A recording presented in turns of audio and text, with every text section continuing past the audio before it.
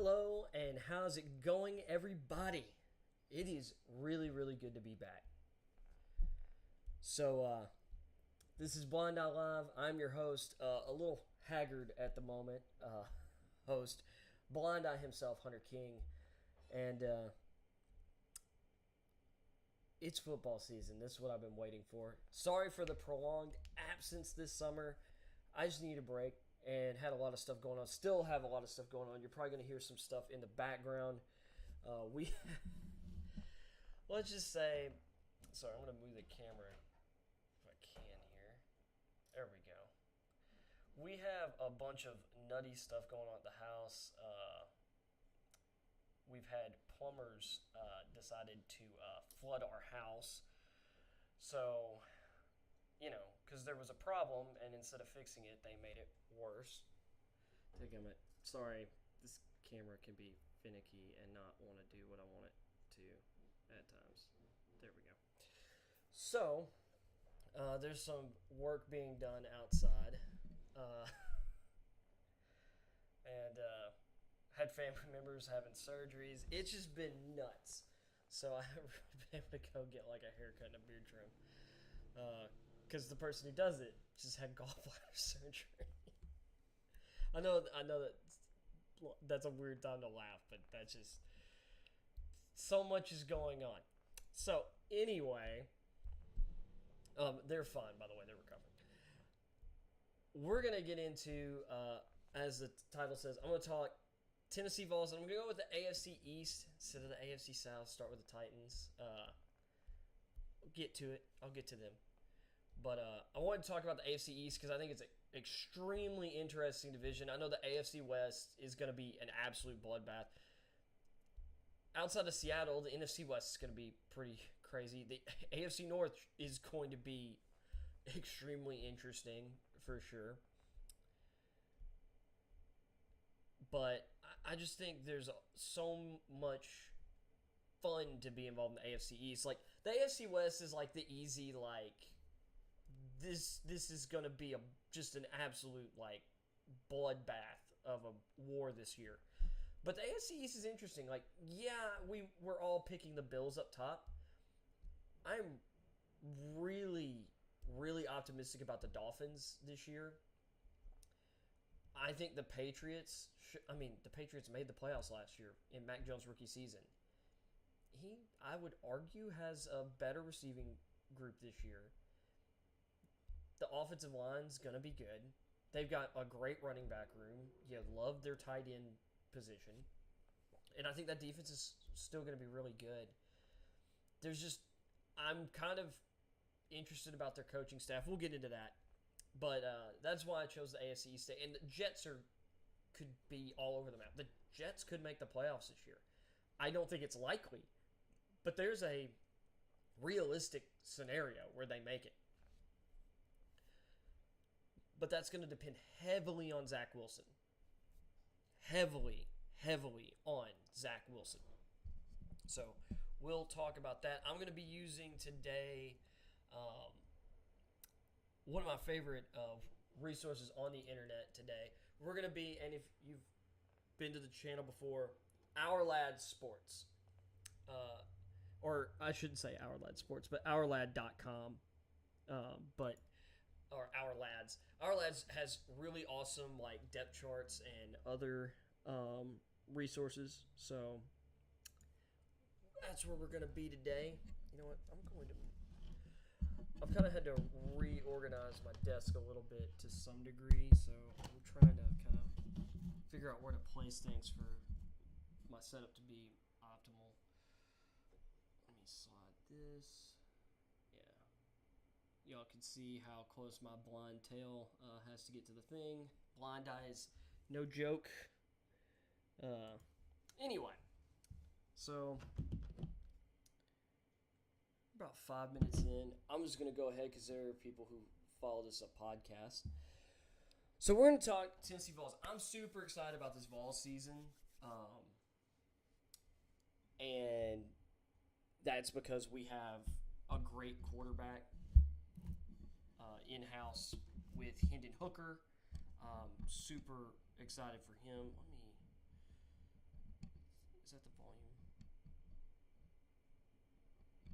believe I'm turning up my volume knob just slightly there. If it's not that knob, it might be that one. Anyway, so with that being said, starting with the quarterback position, I mean, which is down here towards the end of the offensive part of the depth chart, we've got Hendon Hooker, who I think is a dark horse Heisman candidate. I don't even know if it's necessarily dark horse. Like, he's not like a favorite, but he absolutely is going to be in the running this year, stats-wise. And if Tennessee outperforms expectations, you know what? I have the ability, because I need to lean to the left. I don't want to eat my microphone here. Well, then I'm looking away from it. Sorry, guys. I should have probably done this earlier, but sometimes you don't think about things until, right when things go up. Is that too much in the shot?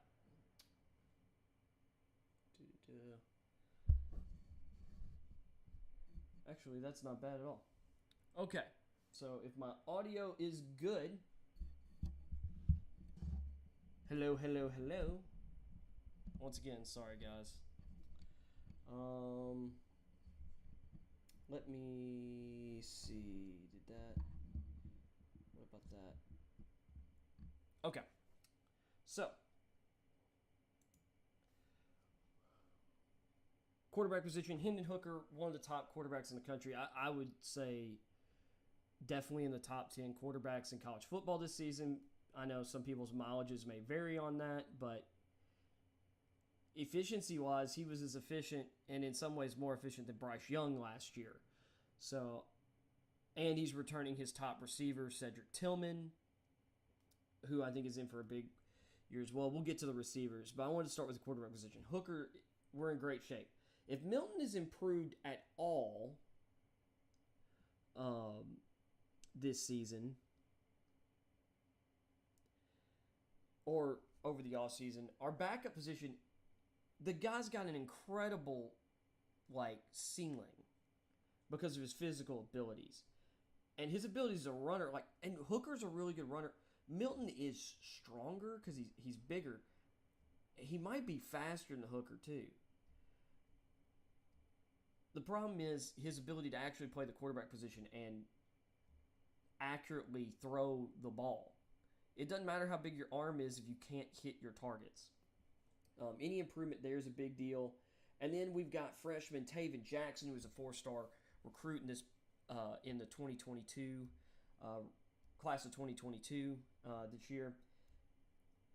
I believe a two-time defending high school state champion quarterback. I know he's won 2 state championships in the state of Indiana. He's 6'3", 195, 200 pounds right now. He's still strengthened up, but he's got immense dual threat talent. At the running back position, so some news we found out some interesting stuff about the running back depth chart. So Lynn J. Dixon, who is a former really high recruit who I believe originally committed to Clemson, he's kind of bounced around. He's out at Tennessee. I don't know if he quit the team or... Well, should I say, he's definitely not going to play for us this year. He just couldn't cut it in the battle for number 2 and number 3 duties. Because Jabari Small is clearly going to be our starting tailback. We really like sophomore Jalen Wright. We've got a couple of really interesting freshmen. Justin Williams-Thomas we're really excited about. And then we also have redshirt sophomore... I wanted to double check and make sure I got that right. Lynn, L-E-N apostrophe N-E-T-H, Lyneth Whitehead, who got carries last year. I like Wright. I'm really excited about Thomas Williams' future. Those are going to be our top 4 backs. I think Small's going to be really good this year. It would shock me if he doesn't break 1,000 yards running the ball.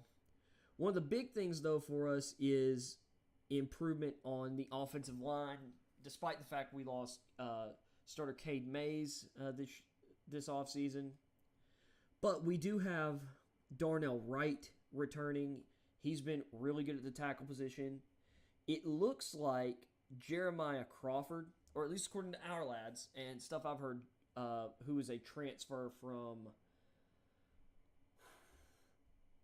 I'm trying to remember where Crawford was a transfer from originally, but Crawford's going to start at left tackle. We have Gerald Mincy, who's going to be backing him up.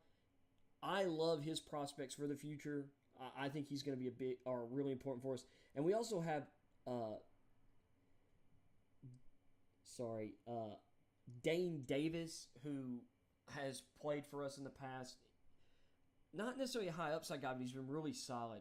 I really like Dane Davis. He's going to give us good depth. I think we're actually in pretty good shape at the tackle position from a depth standpoint. And we have some young guys who are going to develop, like William Parker, who's a redshirt freshman. He still has some... he was kind of raw in last year's class. That's the reason he got redshirted, despite the fact, we needed offensive linemen. But Parker's got really great physical tools. We also have sophomore redshirt R.J. Perry at the tackle spots. Interior line, I'm not as worried about. Jerome Carvin, solid. Cooper Mays is a good center when he stays healthy. And Javonte Spraggins, also really like on the interior. Backups, Ollie Lane, freshman Addison Nichols looks to be our backup center. He's a true freshman. That says a lot for him. We also have Jackson Lampley, redshirt junior. Lampley, I would say, is probably our best backup to those main three guys inside. We have freshman Masai Reddick and Mo Clipper Jr. And we have redshirt junior Parker Ball as our third-string center. Let's see.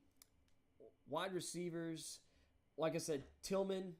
I think Tillman, if he has the year that if he's more productive than he was last year, which I believe he will be with Hooker as our starting quarterback the entire season, and him going into the year as the number one guy for sure, I think he's going to have a big year. I think he's going to finish as a first-round pick come the spring,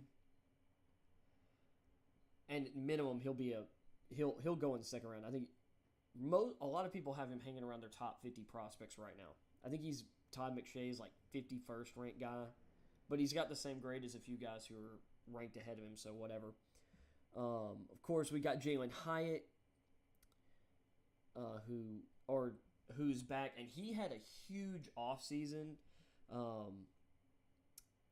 Hyatt, which this is the thing, Hyatt was doing interviews, and back in the spring, and he said, I didn't attack last spring the way Cedric Tillman did.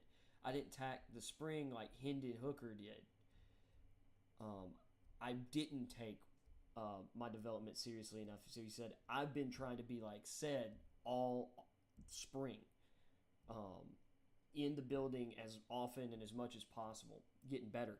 And he's put on a lot of really good muscle mass. He's not slow. He's not slowed down any by it, and it seems like maybe he's even more explosive. Hyatt really has attacked this offseason, and the coaching staff's really excited about him. We have senior Ramel Keaton as well.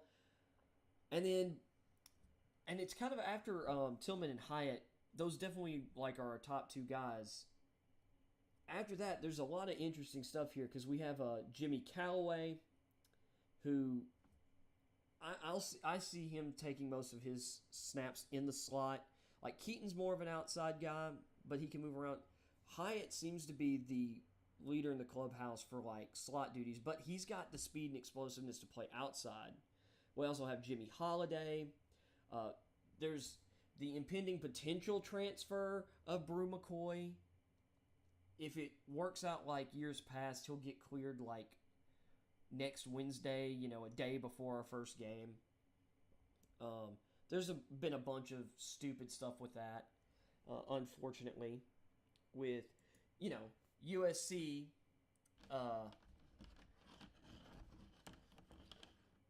USC taking in all these transfers from Oklahoma and other places, but then not letting Brew go. Now there are some other things that have gone on with that some people have brought up, but there was some sort of investigation. I think it might have been Title IX related with Brew McCoy, but that has all been completely dismissed.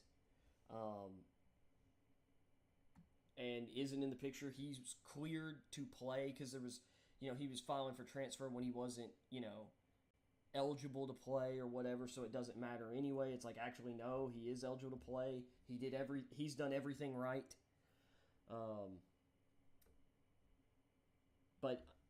And people, are really excited because, this guy was a former 5-star recruit. He's a big-bodied, like 6'3", 220 receiver who's also kind of, or who has juice with the ball in his hands. Like, think like Treylon Burks is kind of the archetype he's supposed to kind of fall in. If he can be like 75% of what Treylon Burks was for Arkansas last year, he'd be an awesome, like, number 2, 3 option for our offense. You've also got Walker Merrill, who was on the roster last year. He had a few interesting plays last year. I like his upside. And then we've got freshmen Chaz Nimrod and Squirrel White. And Squirrel White's the guy I really want to talk about in that regard because he's also going to get a lot of reps as a slot receiver, especially I think he'll get more snaps as the year goes on. He's really fast. Hendon Hooker back in the screen was talking like, it's like he's got jet boosters like attached at the heels. So our receiver position is really, really good right now. Finishing off the offense. Sorry, I got halfway choked up there for some reason. Tight end, we're really good at tight end from just an experience standpoint. We have both Princeton Fant and Jacob Warren back at tight end. Those guys are both, redshirt seniors. Warren had some really good flashes last year. Fant's really solid. Behind them, we've got redshirt freshman Miles Campbell. I don't know. I'm pretty excited about our prospects at the tight end position. Just our running backs and our receivers are definitely going to get more touches. But Hooker showed a really good ability to hit Warren on seam throws up the middle of the field last year. And I think with as dynamic as our offense is going to be on play action this year because of our run game, I think we're going to see more of those throws. Moving to the defense, I'm really excited about our front four. Tyler Barron and Byron Young on the outsides, playing the edges for us. A lot of explosiveness there. We also have Roman Harrison as our third guy to kind of rotate in, which we know Young's going to start. It's going to be interesting. I think Barron's got the edge, but it depends. Like, you could see Harrison and I think Harrison and Barron are going to rotate out a little more. I really think Byron Young will be the edge player that gets the most snaps this year, if health goes the way I think it is. And we also have Dominic Bailey, redshirt sophomore, out on the edge. He's our fourth best guy out there, and he's good. Coaches are really excited about what he can bring this year. Behind them, like further down, you got Bryson Easton, who's a redshirt sophomore. And we have a group of freshmen, Joshua Josephs, James Pierce Jr., and Jason Jenkins. Out of those guys, I'm actually the most excited about James Pierce. He also got a really good number, 27, Al Wilson's old number. Not playing the same position, but just an interesting note.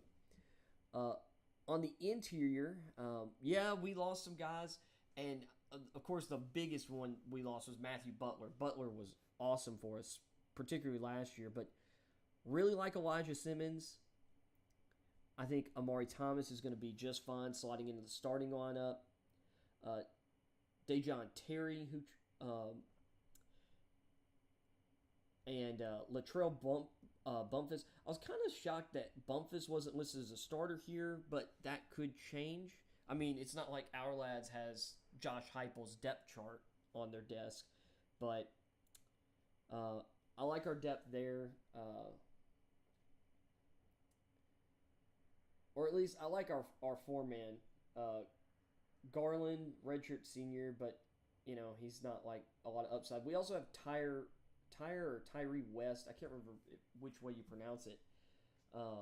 Who's a true freshman. And I expect by the tail end of the season, he'll start getting more snaps. Well, if he's progressing, he'll get more snaps as the season goes along. Because that's just kind of the nature of college football. It's like your freshman, unless you just really are outstanding, like, it's hard to get on the field immediately. Because there's so much to learn. Linebacker and corner are going to be interesting. We've got a lot of experience at linebacker, and I'm hoping that really shows through. I like Aaron Beasley. I love Jeremy Banks. And Juwan Mitchell, who transferred in last year, but missed the season because of injury. Juwan Mitchell's has a lot of experience. I think he gives us a lot of upside. Those three guys, and it wouldn't shock me if Mitchell ended up taking Beasley's starting spot at some point, but we'll see. We also have Salon Page, the third, who's a redshirt senior, and then newly transferred in redshirt junior Jackson Hanna, kind of providing depth here. But, I mean, we're not ridiculously deep at linebacker, but we kind of run a hybrid style of defense where, well, on the depth chart here it's listed, we have, like, you know, defensive end Tyler Barron, and then two defensive tackle spots. Then we have our Leo spot. And Leo's kind of like a hybrid between an outside linebacker and defensive end. He's an edge player, but he can be moved around. A lot of times it's like you're in these hybrid fronts. It's kind of like you've got a 4-3-D end, like a traditional defensive end on one side. You've got like a 3-4 stand-up linebacker on the other. Harrison can take snaps at linebacker. Joshua Josephs, James Pierce, they also can take snaps at linebacker. So Leo's kind of like a hybrid position.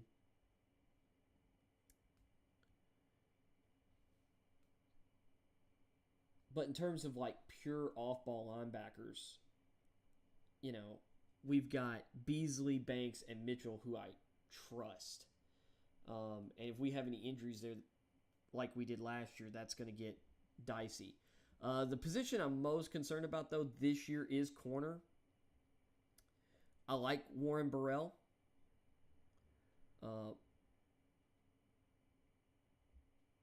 But for him, it's going to be consistency. I mean, we lost so much in the secondary this offseason. Alante Taylor, Theo Jackson, those are two major losses for us. But you got to hope that the coaching staff can get these guys up to speed. And I do trust the coaching staff. I mean, I trust this coaching staff more than pretty much any coaching staff we've had in the last 10 years or however long it's been since Fulmer left. Not that we were in a great shape when we decided to let Fulmer go, which needed to happen, but, well,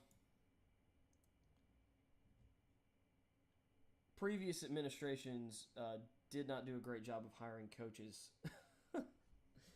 And those coaches didn't do a great job of filling out their staffs at times. So anyway, we got Warren Burrell. Behind him, they've got Andre Turrentine listed there. He is a transfer from Ohio State who redshirted Ohio State last year.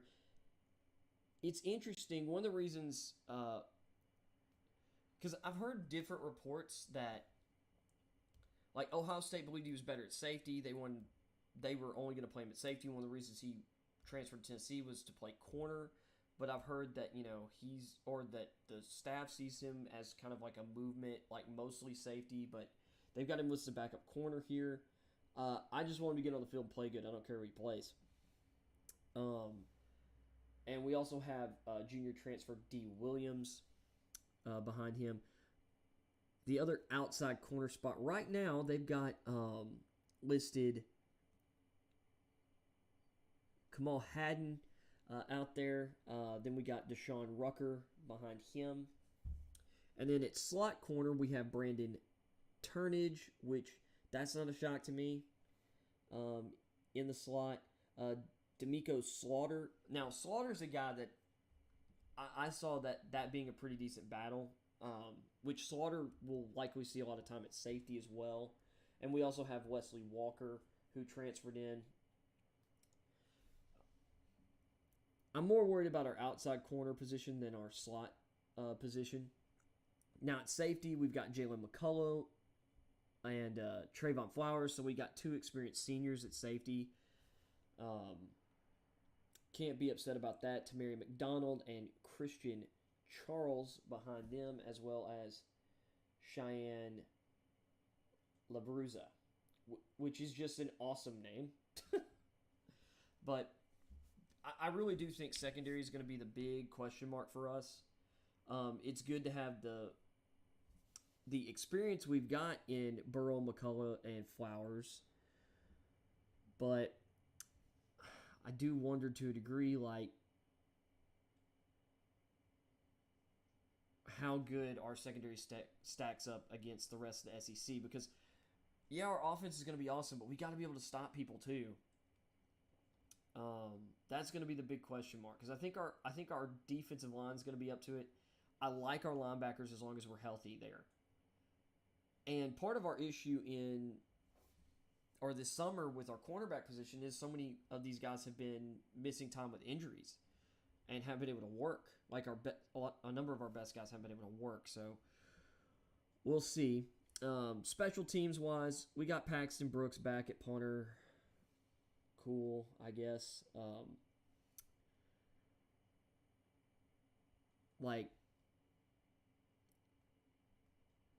And Paxton's had his moments of being good at the position, but I'd argue he's the worst punter we've had. Worst starting punter we've had in my time as a Tennessee Vols fan. Kicker, I'm glad to have Chase McGrath back. I think McGrath's really good. Behind them we have Colby Morgan and Toby Wilson. And they've got Toby Wilson listed as our kickoff specialist, so he might also be like kind of a long-distance field goal specialist, because McGrath, it seems like he has a little bit of a limit to his range. Not like it's terrible, but I mean he's a good college kicker, but he's not great. Let's see, long snapper Matthew Solansky is listed as our starting long snapper. Over Alton Stevens. Let's see here. And then Jimmy Holiday's listed as our top return guy. That doesn't shock me. I figured Holiday would go into the season as a starting return guy. I feel like Squirrel White's going to get opportunities, though. And then they've got Trayvon Flowers as the backup kick returner, which is interesting that they'd have him on kickoffs, but instead of like White as the second guy, or even Jimmy Callaway. But anyway, so that's the depth chart. And I could just look at the one downside of this site is it sometimes jumps around as ads change. So let's check out this roster real quick. Just kind of see if there's any guys who weren't on the depth chart that we missed here. Ooh, interesting. It's sorted by name, not number, so that's interesting. Well, that's not super weird. Yeah, because, see, we're already on to a guy that wasn't on the... Will Albright wasn't on the depth chart there, which is interesting. He'll factor in on special teams. He might get some snaps. And he'll probably get some snaps this year, too. I don't know how many, though. Let's see here. I'm looking for some specific guys. Yeah, there's another guy that wasn't on there. Redshirt freshman Montrell Bandy, who's a really tall DB, 6'3", 185.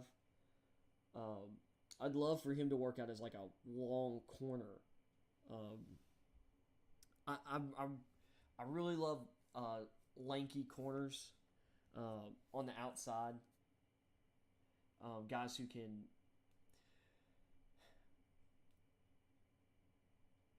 arm length's really important for corners because you get some of these lanky receivers, you got to have arms long enough to like compete with them on contested catch situations.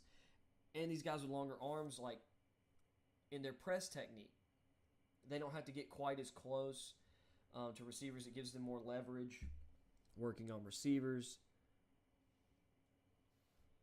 Obviously, some of the benefits of being taller, are obvious, but there's trade-offs. Smaller corners tend to have better change of direction ability. But when you find guys like one of my favorite guys in this in past couple drafts, well, some of my favorite guys, like you look at Ahmad Gardner, Sauce Gardner from Cincinnati this year, went number 4 overall in the Jets. He's 6'3", 205 pounds with 4.4 speed. Really long arms, and he's strong. His press technique is as good as you'll ever see coming out of college. He was so good that the rest of the defense could expect the ball to go or to not go near the guy he's covering, not near his side of the field. And last year's Thorpe Award winner was his teammate, Kobe Bryant. That guy didn't go until the 4th round in this year's draft. Although I thought he should have gone a little earlier. Kobe Bryant is this really great secondary, like, number 2 corner. If you've got a really high-end corner across from him, he knows how to play, regardless of what coverages you're playing. He's going to expect the ball, he's going to read the receiver, and he's going to anticipate. He's really good at using his mind and his ability to think ahead. And he's not necessarily small either, but you get like some of these tall, strong corners. Richard Sherman was 6'2". He is 6'2", but he's playing more safety now. But it allows you to more effectively use the sideline as a defender. If you can pin guys to the sideline with that kind of length, quarterbacks have to. The quarterback has to put the ball even higher arc. It just makes throws more difficult on vertical routes, stuff like that. I'm a big fan of tall corners.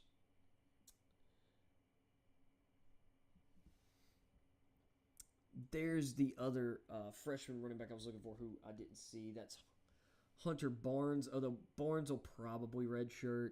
Let's see. Here's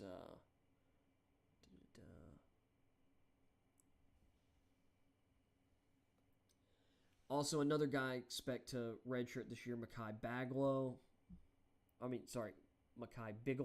why I said Baglow. Mekhi Bigelow, 6', 205. He's kind of small right now for the line. Like, he needs to bulk up some for the linebacker position, but he's got a bright future.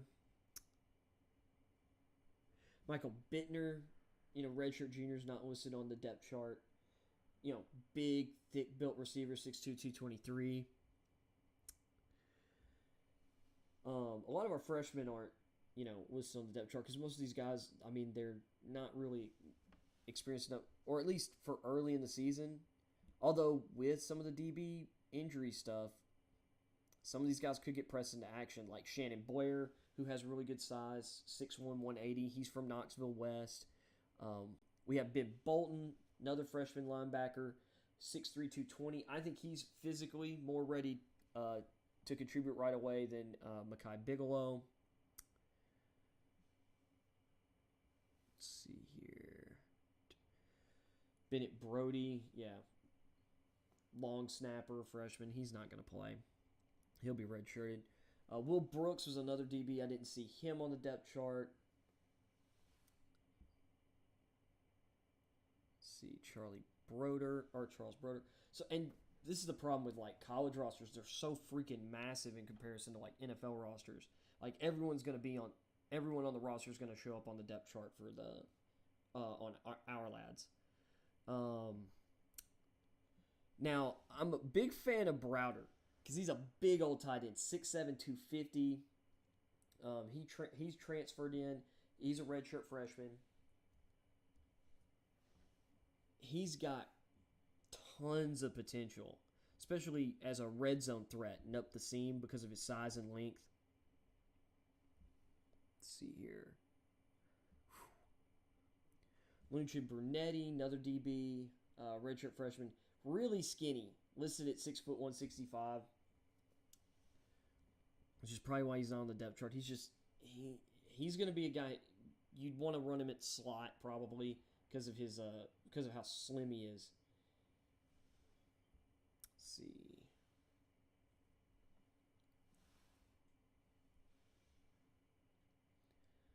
Let's look down. Because I'm trying to find guys that weren't listed on the depth chart once again. Talked about Miles Campbell. Place kicker JT Carver, who's a redshirt freshman. He wasn't on the depth chart.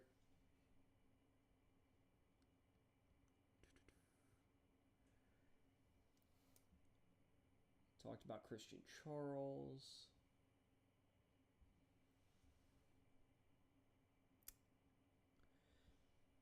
Let's see here.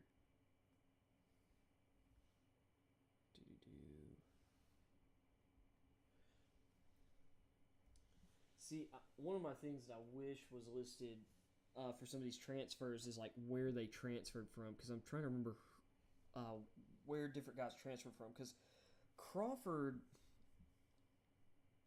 I keep mixing up the places Crawford and Mincy transferred from, because I think Mincy's a Florida transfer, if I remember correctly.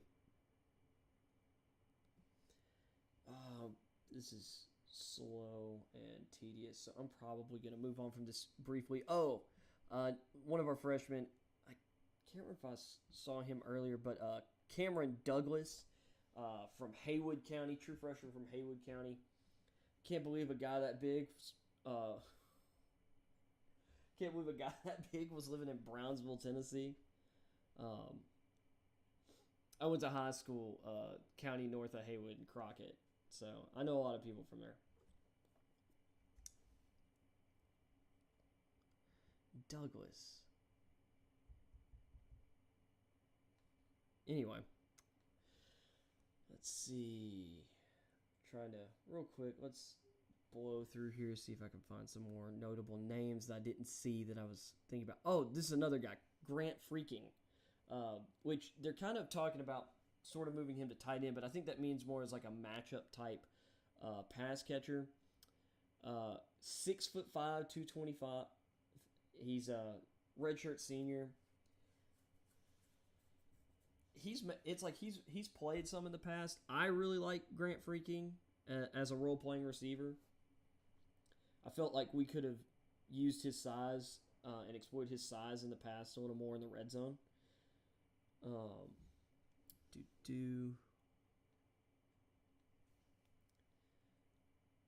Also got linebacker Matt Gase from Franklin, wasn't on the depth chart.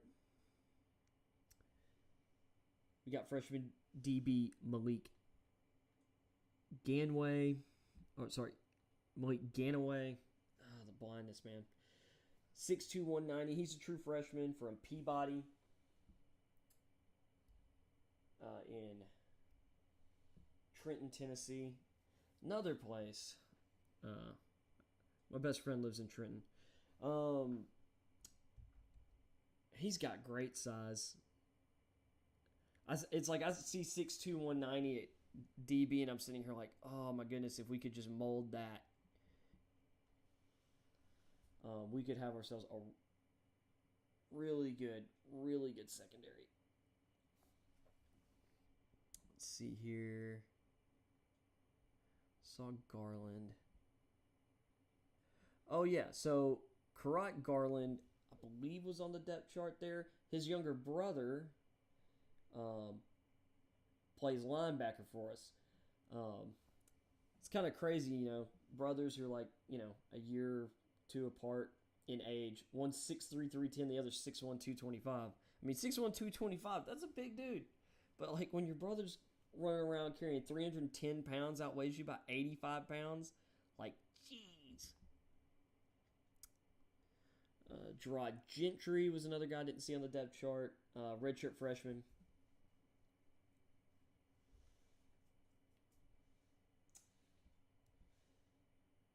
From Briarcrest down in Memphis. Another DB with good size. We've also got freshman Brian Grant, offensive tackle, 6'7", 290. He's got some physical development to do, but I like his future at tackle for us. Oh, this is taking forever. I'm only in the H's. Anyway, with that being said, I've talked plenty about the roster. Let's quickly get into I want to get into talking about Tennessee's schedule. So, for me, realistically speaking, let's look at last season for what it, or I'm going to look at last season. I'm going to say, yes, we went 7-6, whatever. We were 8-5. We beat Purdue. We won that game. The refs made a bad call at the end of that game, and I chalked that up as a win. There were a lot of referee issues in the Ole Miss game, but the final spot that fans really got upset over, they got the spot wrong. He was still short of the first down marker. Well, I say the final spot. Everybody knows the play I'm talking about. The fourth down.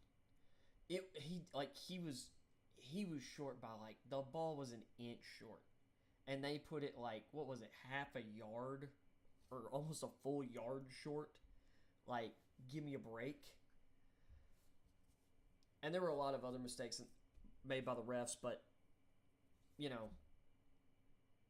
that game was, I don't look at that game as one where, or in the same way as like Purdue, Tennessee, like that one call legitimately is the reason the game was lost.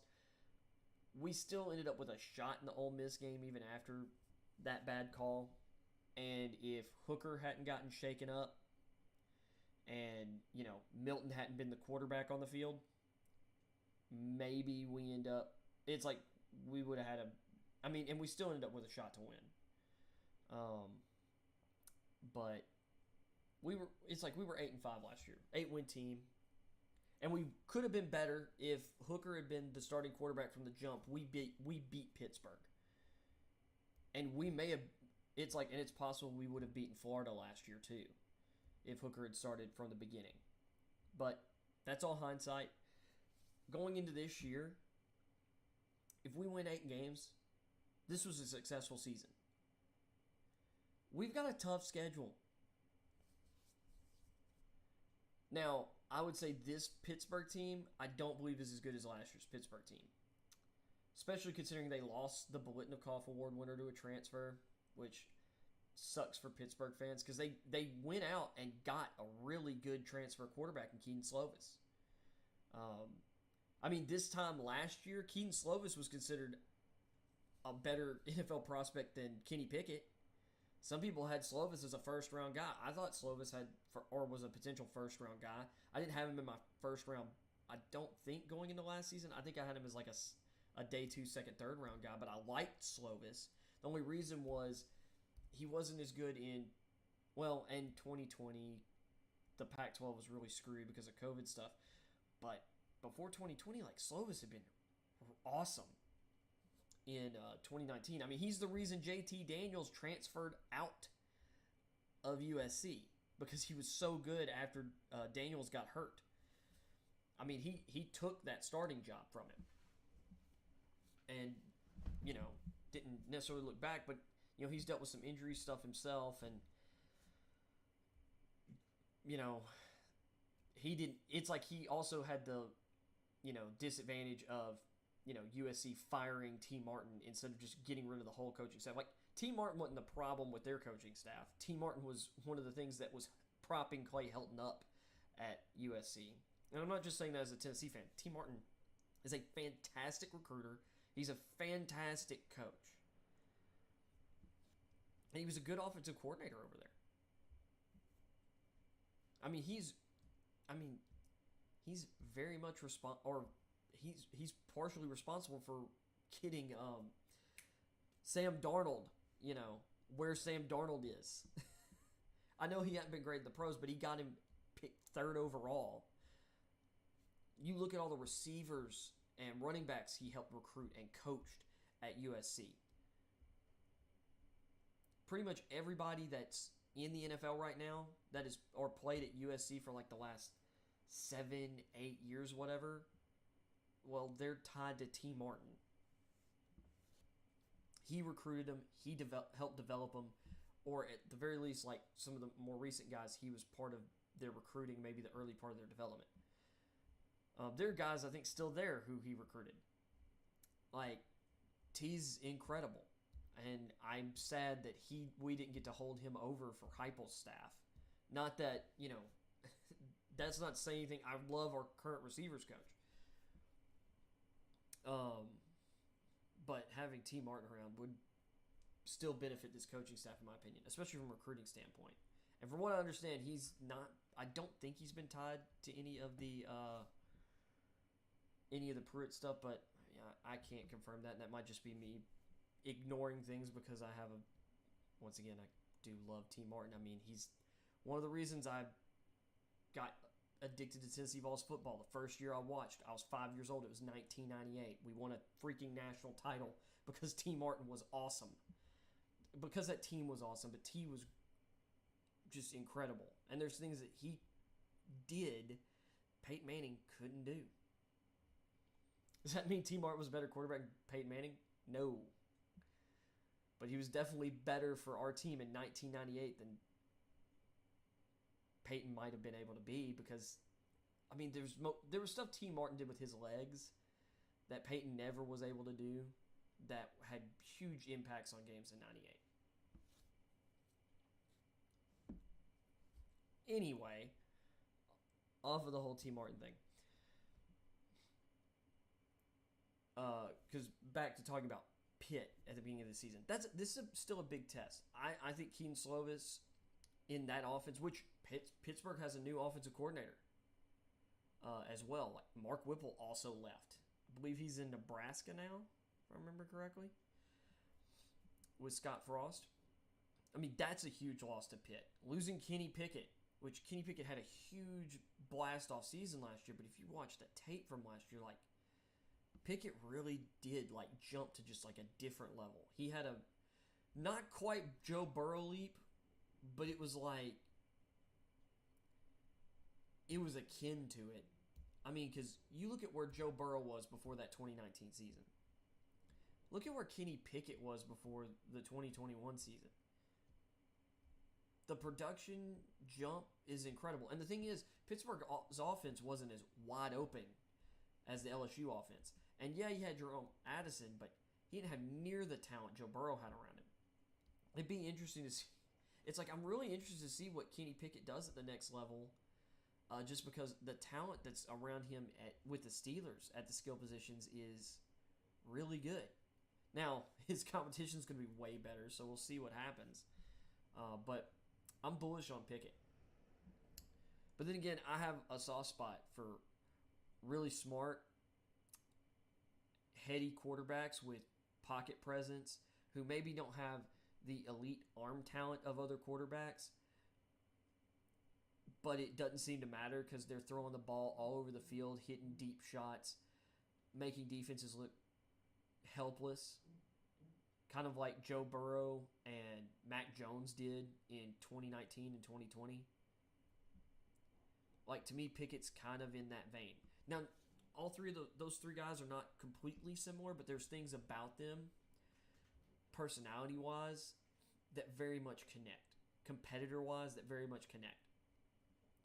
And the fact that, which Pickett, I think Pickett probably is, movement-wise, maybe the most athletic of the three.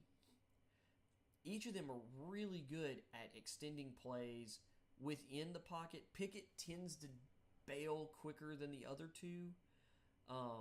But I think that was a product of having to deal with some bad offensive line play at times. Patrick Mahomes had a very similar issue, and that's been coached up at the next level. I think he's in a good place to do that in Pittsburgh. I think he's got a great environment to develop in Pittsburgh. We'll see about their offensive line, but I think their offensive line is going to be improved this year too. Because I really like the James Daniels signing, and I like their draft picks the last couple of years. And the Steelers have a track record of developing. Anyway, of Kenny Pickett, sorry, I'm getting sidetracked. I'll talk more about the Steelers when I get to the AFC North eventually. Man, I've gone a lot longer on Tennessee. So anyway, getting back to the schedule. Pitt's going to be a test, but I think we're the better team. I think we've got more talent. I think we've got the edge at most position groups, honestly. Pittsburgh lost a lot of talent. They lost a lot of starters. And between recruiting, development, and transfers, I don't think they've replaced it. Or replaced most of it. Or at least they haven't replaced, or they haven't gotten back equal. Now, they could prove us wrong this year, but I'm not counting on that. Of course, Tennessee's lost some guys, but I think receiver-wise, we have the guys to replace that. Especially if Brew McCoy is here, from a ceiling-wise. We've got a higher ceiling at receiver this year than we did last year. Our running back room, we have more figured out this year, and we have guys who are all invested and doing everything they're supposed to do. Because, sorry, Tyne Evans, you have responsibilities that maybe you don't want them, but it's going to be amazing to me if he's cleared and is able to play this year for Louisville, considering the stuff that we were finding out behind the scenes. If his academics are going to pass for this year, it's going to be interesting that he decided to buy in at Louisville, or more likely, Louisville continues its tradition of, their recent condition of doing things below board, which maybe sounds rich from someone whose team just had Jeremy Pruitt doing what he was doing, but I think that more reflected Pruitt than the university as a whole. It's like Tennessee, we have a whole new administration, whole new staff as of last spring. It really seems like we've had a huge culture shift. I don't know how much Louisville's culture has shifted. Anyway, off of them. Florida's still going to be tough. I don't care what anyone says. I know a lot of people are like, this is the year and it's going to be disappointing. If people take Florida lightly, which I don't think our coaching staff will, and I don't think our players will, but I think fans need to realize that they just hired a really great up-and-coming coach down there in Billy Napier. And what he's been doing on the recruiting trail, he's got Florida, matching what Heupel's doing. Now, Tennessee's building from a lower point than what Florida is.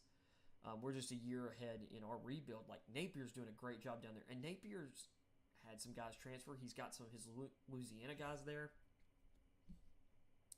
He's going to get those guys wanting to play. I really look at Florida this year as what we were last year. They're going to be feisty, and they are going to come out swinging.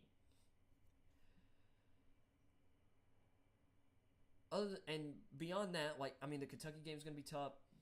LSU, that one's going to Death Valley, and once again, Brian Kelly's a good coach, and they've got the talent down there. LSU has immense talent down there. And I would argue, I'd say LSU's going to be a better team than Florida this year. I still think we can beat them. I still think we're going to go down there and beat them. I think Georgia and Alabama are the two teams where I'm like, if we give them better fights than we did last year, which for Georgia, I think we played them pretty well for like a half. Same with Alabama. Maybe Georgia, it was a quarter and a half. But, Alabama, we played 2.5 really great quarters of football against Alabama last year. It's like if we can keep both of those games within, 17 points this year, I'm going to see that as progress. But I think we should beat everyone else on our schedule. But I'm going to say we're going to lose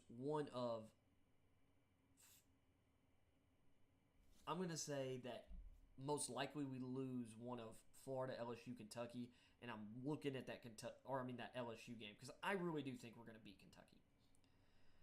And I think we're going to beat Florida. I'm actually a little more worried about Florida than Kentucky. There's an aura around that game that just always messes with us. But I definitely believe that I believe we are going to go at least 9-3 this year. To me, the floor is 8-4. I'm looking at. I think 9-3 is a pretty safe. I think it's a safe bet. I'd bet the over on Tennessee this year, and feel comfortable that I just got easy money. In my heart of hearts, I really think we're going to go 10-2. So, I think if everything breaks, or should I say the best case scenario, the best likely scenario is 10-2. Obviously, maybe we're able to upset Georgia or Alabama somehow this year. We're not doing it to Alabama. And I doubt Georgia, but I could see how that could happen with Georgia. I just think Alabama's pass rush this year. Will Anderson should have been a Heisman finalist and maybe should have been the Heisman winner last year. Dallas Turner was great last year, and he's going to be a true sophomore. He's going to be better this year. And the guy, I'm forgetting his name behind them, I think it starts with a B. He'd start literally every other team in the country. And that offense they reload at receiver. But I still think Alabama, it's going to be interesting. I don't know if they're going to be a better team than they were last year, but that still might leave them as the best team in the country. I don't think Georgia will be as good as they were last year. Still, I think they're one of the 3 to 5 best teams in the country. So those are going to be tough games. But I really think Tennessee, Kentucky is this dark horse to win the SEC East. Give me a break. Because they're not going to beat Georgia. Kentucky will not beat Georgia. They have no shot beating Georgia because they've proven it. Their best teams get blown out by Georgia. They get hammered by Georgia. Their best teams last year, they finished with a better record than Tennessee in the conference. They still lost to Tennessee and Georgia. They will always be, at best, third best in the SEC East. And I don't say that and that sounds a little dismissive. That's amazing for Kentucky football. What Mark Stoops has done there is amazing, and John Calipari needs to keep Mark Stoops in the football program's names out of his mouth. What Mark Stoops has done at Kentucky is the greatest coach, to me, is the greatest coaching job we've seen in college football, arguably or one of the most remarkable stories we've ever seen in college football.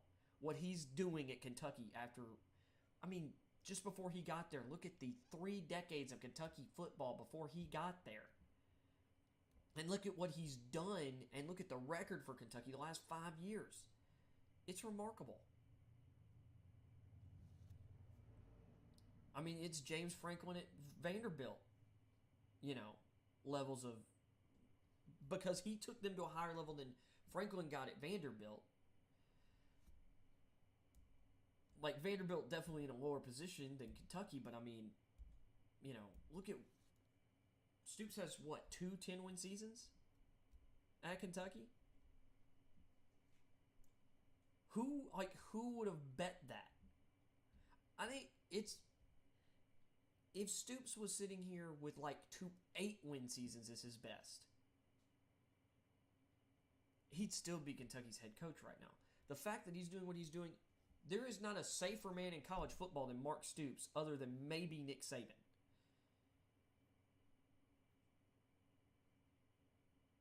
That's saying a lot. I mean, he's really... The only other people who are as safe in their jobs as Mark Stoops right now, are guys who just got their jobs, and, the guys who are coaching teams at the national championship college football playoff level. I'd argue that even after last season, Jim Harbaugh's job isn't as safe as Mark Stoops is. So, but I think Tennessee's going to go. I really do. In my heart of hearts, I believe we're going 10-2, 9-3 at worst, and we're going to finish second in the SEC East behind Georgia. Because we're going to beat South Carolina. We're going to beat the brakes off Missouri, and I don't think Eli, Drinkowitz or whatever their coach's name is at Missouri, because I'm forgetting. I think it's Drinkowitz or whatever. Coach Drink. Coach, yeah. It's like Coach Drink, because he's going to make Missouri fans drink a lot this season. He's not going to make it through the season, I don't think. I was kind of indifferent towards him, but the crap he's been saying about the University of Tennessee and the University of Arkansas, and the stuff Missouri fans have been talking about Sam Pittman in Arkansas, as if what Sam Pittman's done at Arkansas and what, he's had the same hurt, that he didn't have bigger hurdles and hasn't done something insane in comparison to what Drink's done at Missouri. Oh, that one's been funny. And out of all the schools in the SEC, Missouri fans have no room to talk. Yes, they came in football with a bang. Other than that, they are nothing. They are the bottom of the totem pole in the SEC. Vanderbilt is above them on the totem pole. Sure, Vandy's football program's not in as good a spot. Every other sport, they're more relevant, basically. At least Vanderbilt can win a national title in something. They've won it in baseball, women's soccer. Their basketball teams have been pretty good historically. Maybe not quite as good as they had been, but I mean, they've been attracting NBA lottery picks, Aaron Nesmith, Darius Garland. And they're a baseball powerhouse. They turn out great pitching prospects to Major League Baseball.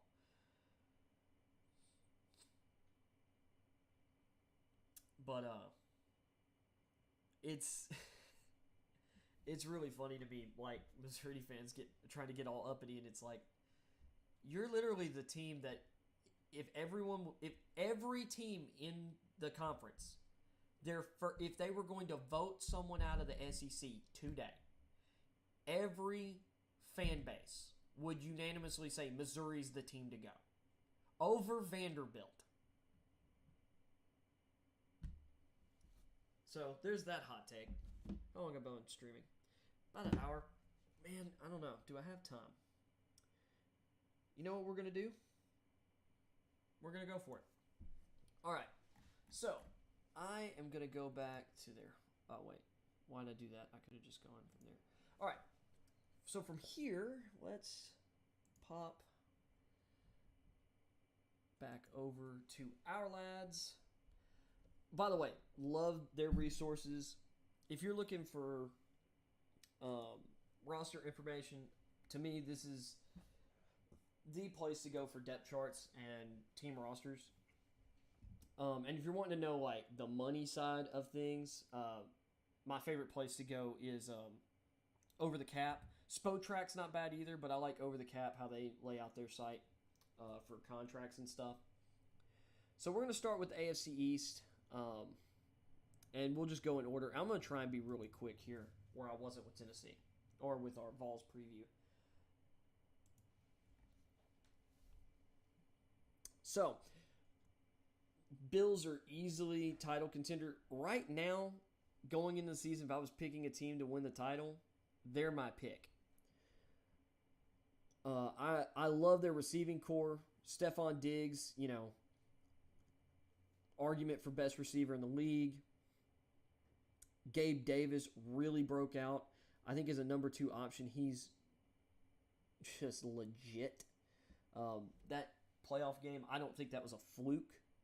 He'll never have a game like that probably again in his life, but as a number 2 receiver to Stephon Diggs, he has all the tools you would want.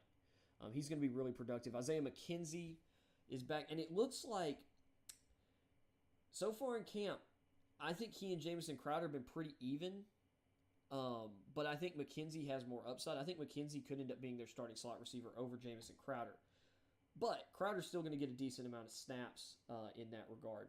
They also brought in Jake Kumaro. And then they drafted Khalil Shakir in the 5th round this year. Shakir is going to be used. He's looked really good in the preseason, and I think he's going to take some slot snaps too. And it wouldn't shock me if McKenzie. I think McKenzie's going to play a decent amount outside as well. But Shakir is going to play himself on the field for a number of touches a game, and I think he's going to be a major factor in the return game for them. They also have 2026 round pick Isaiah Hodgkins, street free agent from last year Tanner Gentry, last year 6th round pick Marquez Stevenson, and undrafted free agent Neil Powell. I think it's Neil Powell. Stevenson I really liked as an upside pick last year. We'll see if he, as a kind of a deep threat, but he ended up not having the fastest 40 time at the combine, but I think there was a medical reason for that, because I think he was faster than his 40 time on tape. Me watching him, last offseason, going into last year's draft. I thought he was a good value in the 6th round. But I like their receiving core. They've got a lot of guys who are dynamic, though, with the ball in their hands. Like, Diggs is good after the catch. McKenzie's pretty good with the ball in his hands. Shakir's really good with the ball in his hands. And actually, I would say Shakir's most dangerous once the ball's in his hands. It's like he gets this weird extra gear once the ball's in his hands.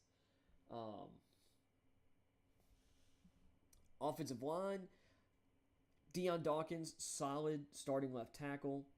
They brought in Roger Saffold. Saffold wasn't good for the Titans last year. There's a reason he got cut. Maybe he'll bounce back. He could help improve the run game, but he wasn't really good in that regard last year. They've got one of the better centers in the league in Mitch Morse. You don't have to worry about that spot. They traded for Ryan Bates last year, and right now they've got him listed as a starter at right guard. And then right tackle, they signed David Kessenberry, who I was kind of shocked the Titans didn't give a qualifying offer to or re-sign on the cheap, because the deal the Bills got him on super cheap. But I'm not convinced Kessenberry is going to be their starting right tackle. I really think Spencer Brown's going to end up with that job. And then I like Tommy Doyle as a fourth offensive tackle. He's a good swing tackle. The backups on the interior, they brought in Greg Van Roten. after he was cut by the Jets. He's a starter level player. Greg Manx was brought in from Miami. He'll back up at center. They've got Ike Boder, who's on the PUP list right now. Jacob Capra's still on the team from last year. They picked up Tanner Owen as an undrafted free agent and Alec Anderson as an undrafted free agent at tackle. Let's see. 6th-round pick Luke Tenuta at guard. Not guard, sorry. This is moving all over the place because of ads changing. He's the 3rd-string left tackle right now. They also they brought in Bobby Hart as a backup offensive tackle. Kind of shocks me that Hart's still bouncing around as bad as he's been, but he has starting experience. They're a little deeper on the offensive line than they were last year. So they're expecting improvement there. Tight end Dawson Knox broke out last year. I think he's going to be really good this year. OJ Howard as your second tight end.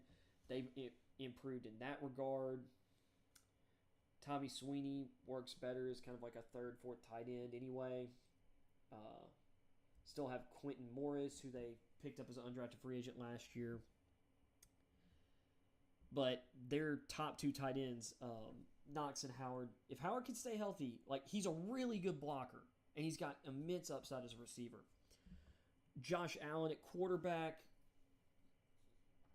I can't decide between him and Justin Herbert and Joe Burrow as my preseason MVP pick. They're my top 3 guys.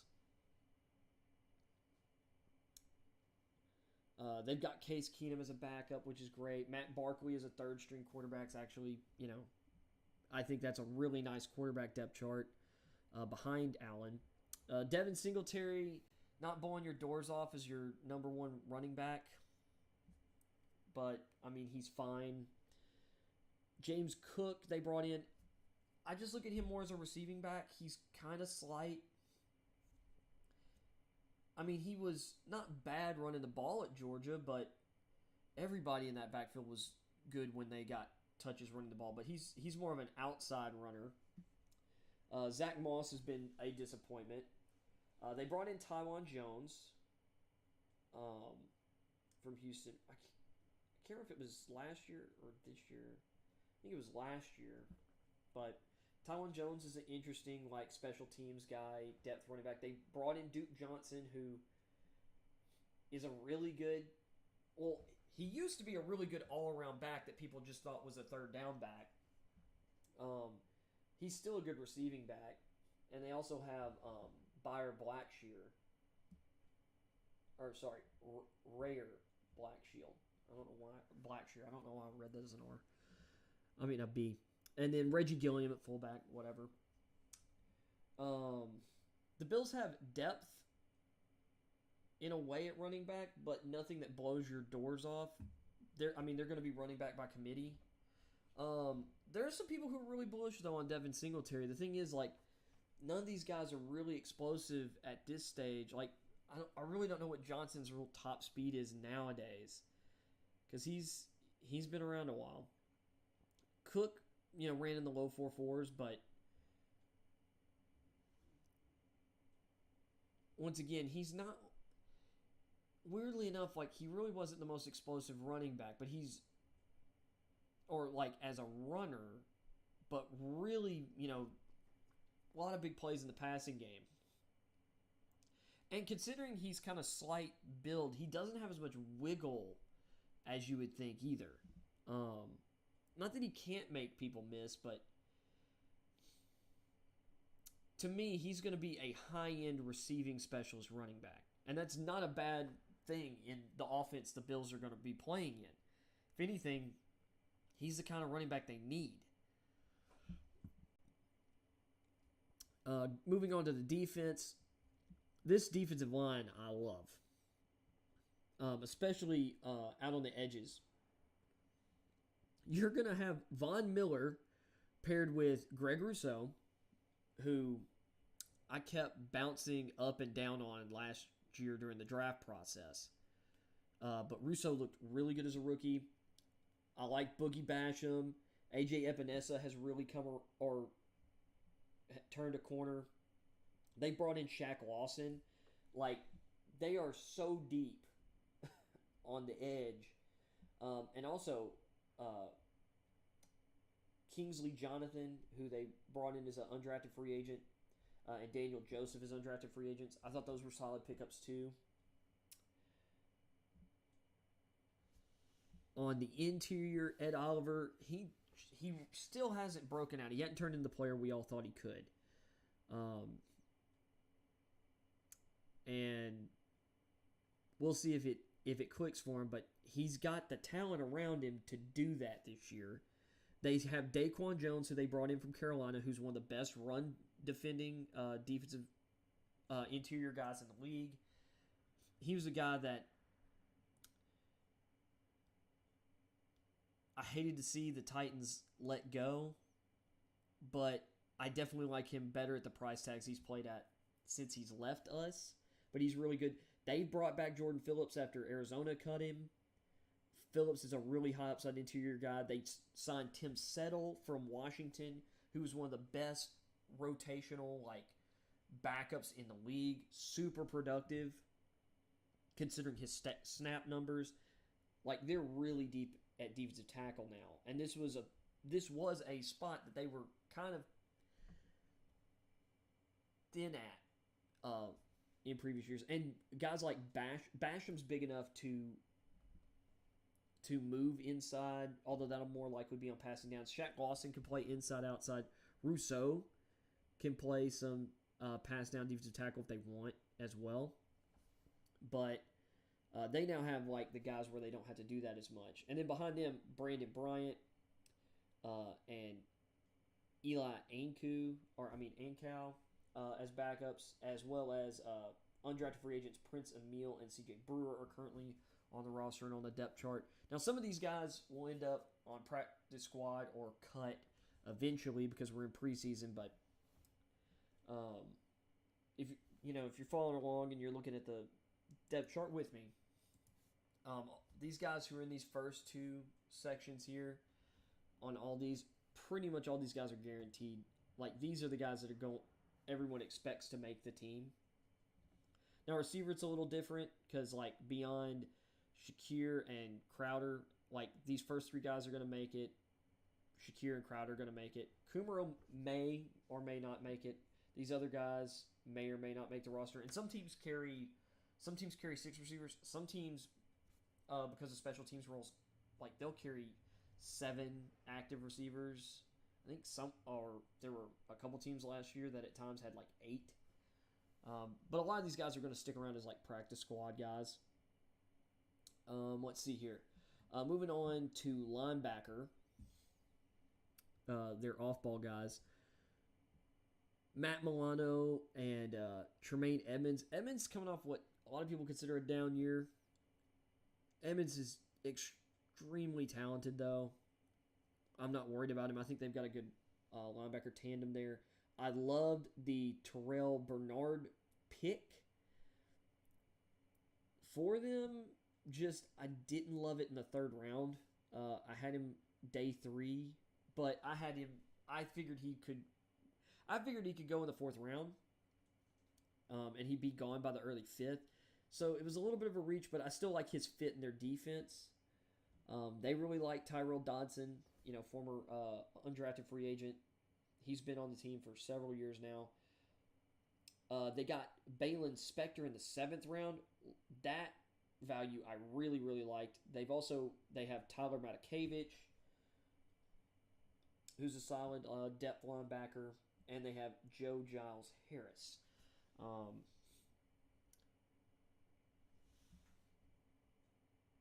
And then in the secondary, with Tre'Davious White, he'll be back healthy by the start of the season, or at least he should be.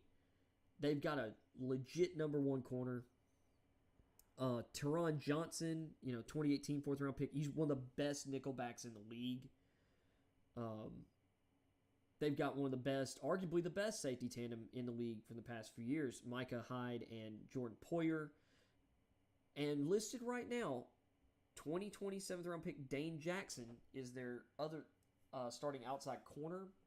And that might start off this year, but I believe Kier Elam by week 1 could be the starter. He will eventually end up the starter this year. Elam is extremely athletic. He's long. And he's got, in my opinion, he's one of the smartest corners of the draft. Now, I may not have had him rated high enough in my rankings. But I did believe he was going to go in the first round. And actually, I had him going to the Bills. There was just a trade, so he ended up going in a different spot. But I had Elam to the Bills, and I think him across from White is going to be a scary cornerback tandem. Beyond that at corner, they also have 6th round pick Christian Benford, who's been pretty good so far in camp. They have Ciaran Neal, who was a 5th round pick in 2018, who is their backup slot corner. They also have Jordan Miller on the roster, undrafted free agent this year, Jamarcus Ingram, and 2019 undrafted free agent Cam Lewis. At safety, like I said, Poyer and Hyde. Behind them, though, they have 2019 6th round pick Jaquan Johnson, 2021 6th round pick DeMar Hamlin. I like Hamlin a lot. And then behind them, Nick McLeod and Josh Thomas. I think their roster is one of the best top to bottom in the league. And I have the Bills winning the AFC East. Which, I know, so controversial. Going to special teams. They drafted the punt god, Matt Araiza. I say that, but Tennessee, after the draft, got the guy who played in the same conference as Araiza, and up until last year was better than him in every statistical category. And in terms of using his incredible leg strength functionally in more ways than just one, like as kind of a placement punter. Man, I keep blanking on his name. Colorado State punter. I believe it's Stonehouse is his last name. But Araiza is awesome. Like, don't get me wrong. And I had him as my number 1 punter until up until around the draft, and then it's like some other people talking, like Brett Coleman on the Bootleg Football and of course his own channel, talked a lot about Stonehouse from the East-West Shrine game. And I did some watching, and my God,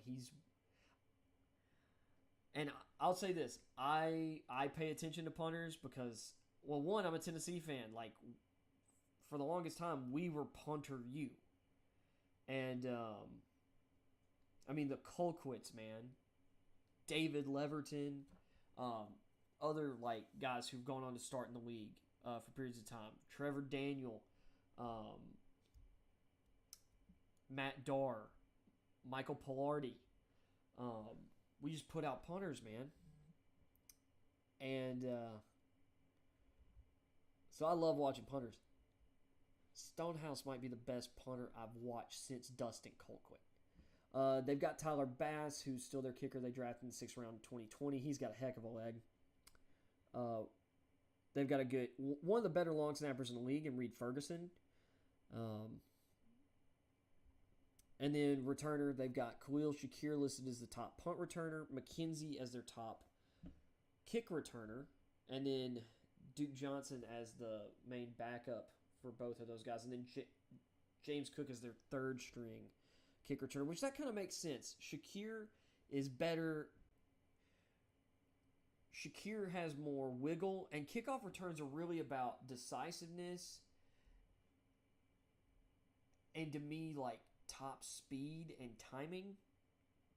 Not that Shakir couldn't also be their starting kick returner, but I get why guys like McKenzie and Cook would be, on kick return, and they'd have like Shakir as a punt returner.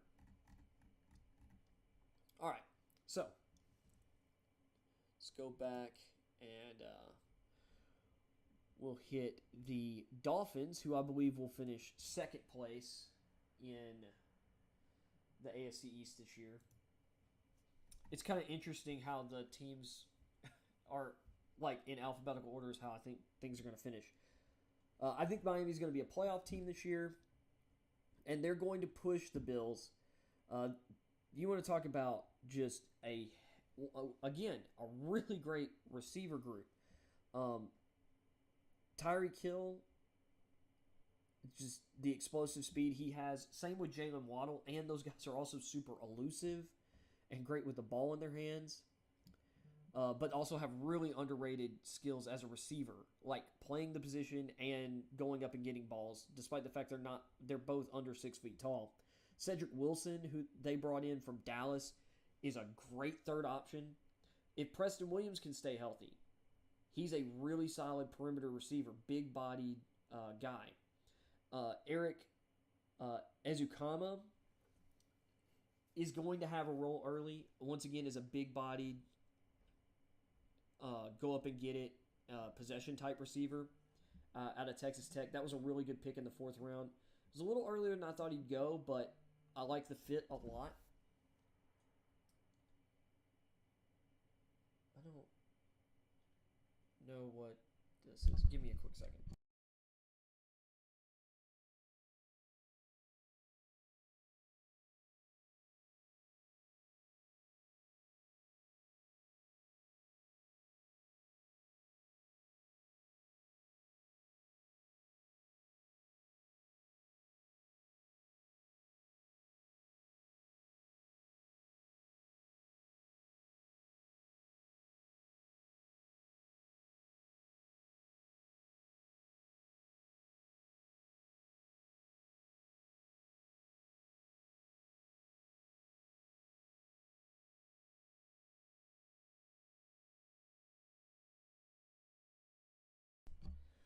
Okay, that wasn't as important as I thought.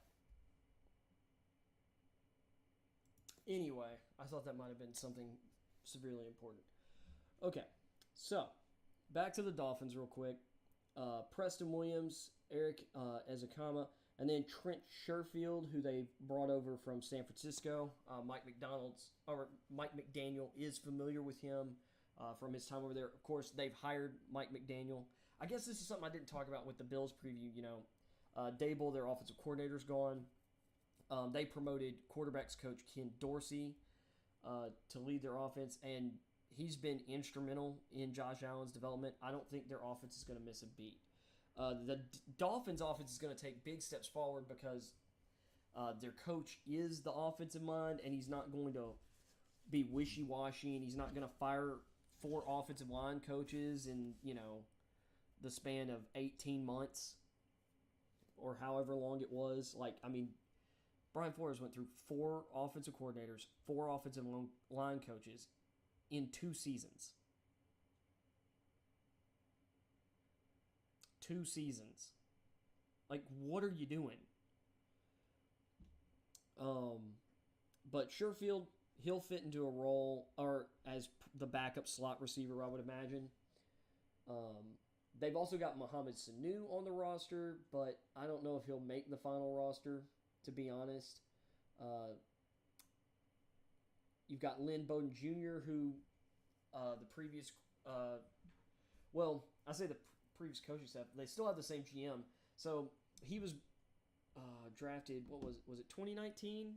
Bowden was drafted 2020. I think it was 2020. And the Raiders immediately traded him to the Dolphins, before the end of training camp. It was really bizarre. They've got Bowden listed as the 3rd string slot guy. He can do a lot on special teams. I actually think Bowden will be better used, and the McDaniel hire couldn't be better for their.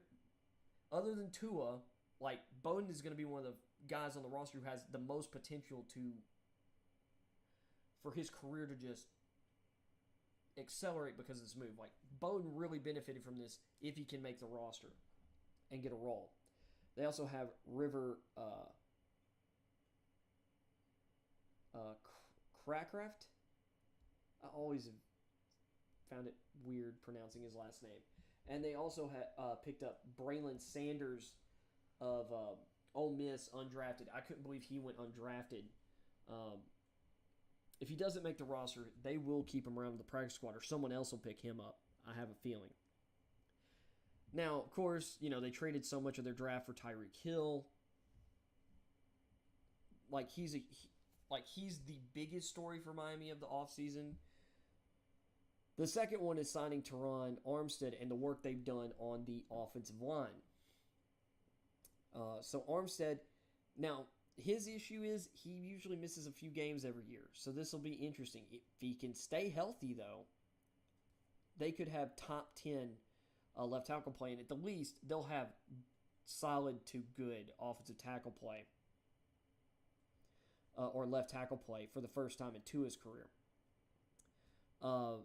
Right now, Austin Jackson is slated to start at right tackle, which we'll see if that's good or not. Because his first 2 seasons have been a mixed bag for sure. They've got Liam Eichenberg listed as the starter at left guard. I really thought eventually Eichenberg would develop into their right tackle, but if he's at guard, he's going to be good there. They signed Connor Williams from Dallas. He's listed as their starting center, which is interesting. I really thought Michael Dieter would hold that. And I really thought Williams was going to start at guard. But they ended up having Williams as their starting center, and they moved Robert Hunt smartly into right guard finally. And I think Hunt is going to be way better there. And he's really going to help them in both the run game, and he'll be better in pass protection on the interior. Now, behind that, because they brought in Williams and he's at center, moving Michael Dieter to backup center definitely improves their line depth. They traded for Greg Little, I think, going into last season, former second-round pick for the Carolina Panthers, who at one time was considered like a top 5 level prospect when he was at Ole Miss. He's their backup right tackle. Last year's 7th-round pick, Lamell Coleman, is their backup at left tackle. Now remember, Tua's left-handed, so the right side is actually the blind side. So it's really interesting. Prior to this, Jackson had been playing on the left side of the line, and they're now moving him to right side. And really right tackle for them is the most important position on this line. So this is going to be interesting. And that's why Greg Little's on that side, and Coleman is on the other. Also at tackle, 2020. This is the other big thing, though. They got arguably the best player to not get drafted, in my opinion. Kellen Diesch out of Arizona State. I couldn't believe it because, I just really thought he was going to go way earlier. I thought there was no way this guy gets past the 4th round. And so he's listed right now as their 3rd stringer at right tackle. And do not be surprised if 2 years from now, he's a starter there. Because he's got all the freaking tools in the world. And if he had stayed at his original school, Texas A&M, with the same body of work and tape he's put out, there's no way he goes undrafted. He probably would have been a 2nd or 3rd round pick. That's my opinion. And then they also have Keon Smith, who was they picked up as a street free agent last year and has been kind of around like their practice squad. The backups on the interior, beyond Dieter, Robert Jones, who was an undrafted free agent last year, Adam Pankey, who they claimed off waivers from Green Bay. They have Solomon Kinley, who was a 4th round pick in 2020, who it's crazy to see him as a 3rd stringer here, in my opinion. And then Blaze Andrews, who's an undrafted free agent this year. Their interior depth's a little questionable to me other than Dieter. But their starting offensive line looks way better. Tight end, they've got one of the best matchup receiving tight ends in the game in Mike Gesicki. Should I say, he's definitely in that tier below, like, Kelsey, Andrews, Waller, Kittle, but which Kittle's like more of an all-around guy, but Gesicki is in the tier behind those guys as a receiving threat, but he's really good. He's just a heck of a player to have in the red zone. His body control and athleticism and his size is really crazy to me. 2018 fourth round pick Durham Smythe right now is their number 2, and that's just because of his blocking ability. Hunter Long, who they took in the 3rd round last year, though wouldn't shock me if he jumped him on the depth chart this year at some point, because I really liked Long last year. Beyond that, they also have Carthen Carter, who they picked up from Cincinnati, and another one of my favorite undrafted guys who I thought would get drafted, Tanner Connor. So Tanner Connor is a very interesting prospect. He's like 6'3", 230. I think he'll play immediately on special teams. The guy has ridiculous speed, like mid 4.3 speed at 6'3", 230, and he played receiver at Idaho State. And just physically speaking, he's crazy. And he has like insane blocking upside, along with like, I'm not saying, like, when I say this, I'm saying this from a physical comparison and some of the things that he could eventually do down the line. He's got DK Metcalf type stuff to him.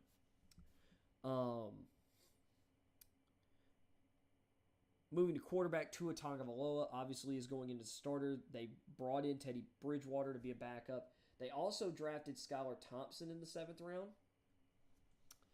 as like a developmental backup option. But I think Tua is going to make a big jump this year because I really believe this offense is going. I believe this offensive scheme and this coaching staff is going to help him tremendously. Running back, I love them signing Chase Edmonds, bringing in Raheem Mostert, bringing in Sony Michel. They still have Myles Gaskin around, but he's now their 4th string running back. Still have Salvian Ahmed around, but he's now like their 5th string running back.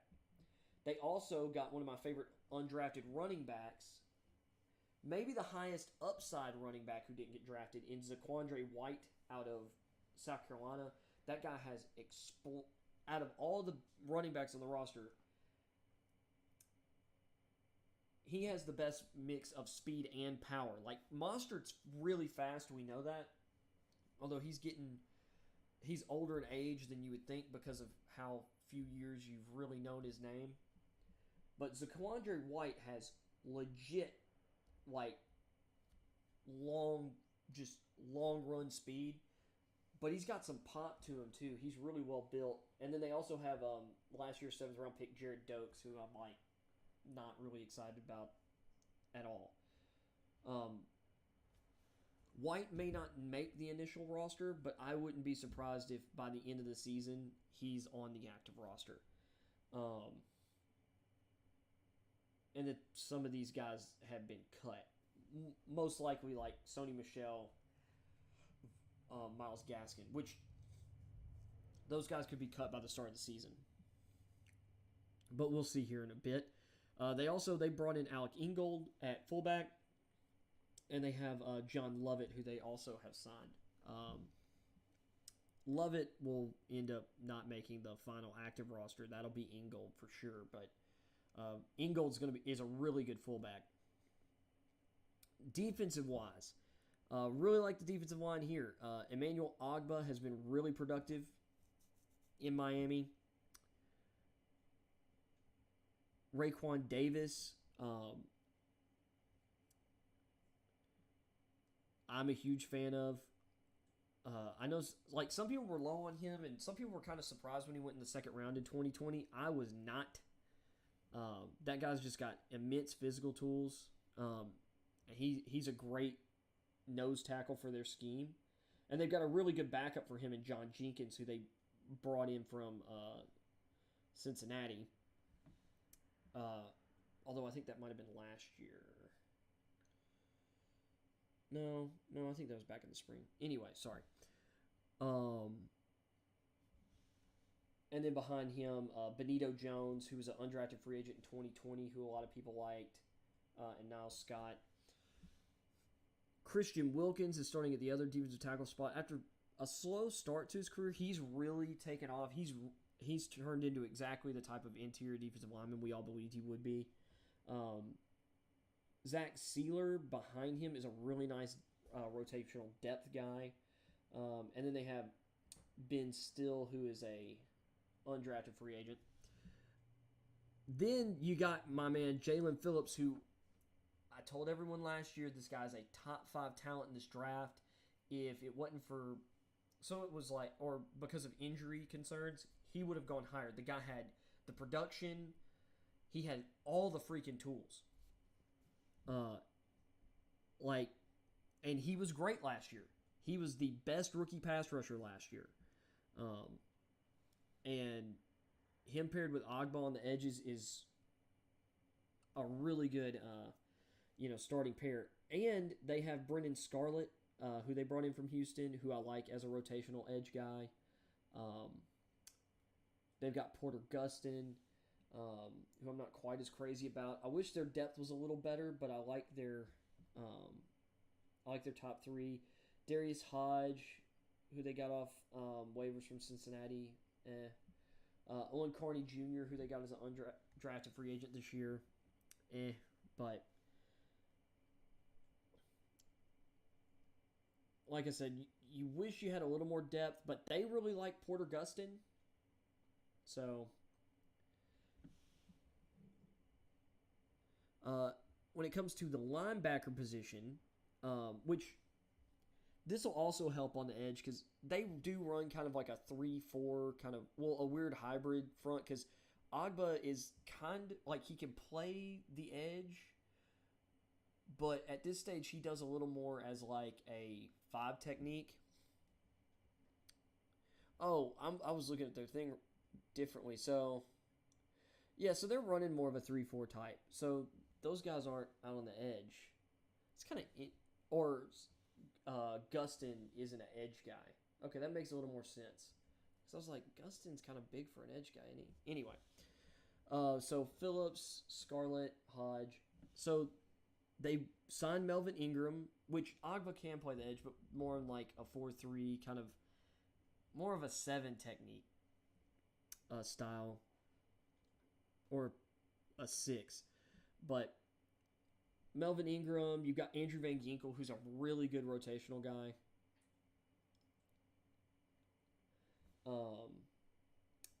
Cameron Good, who they drafted in the 7th round, and they also have DeAndre Johnson, who went undrafted.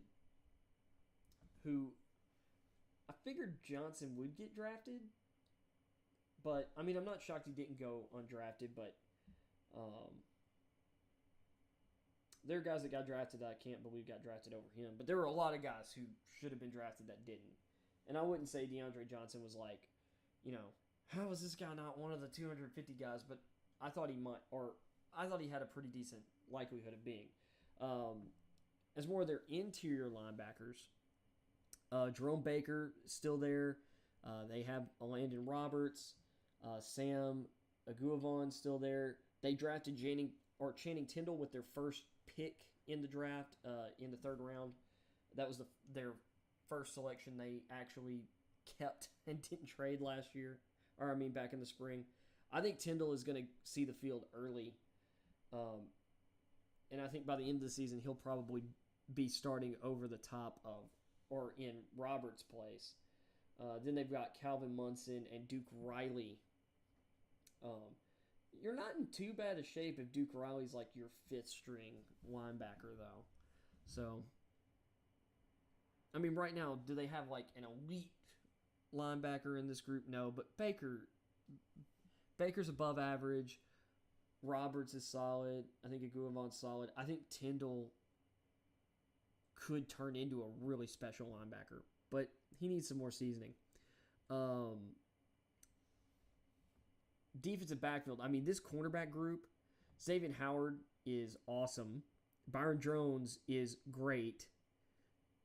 Nick Needham has been so good that Noah Igbenogany has also been very disappointing.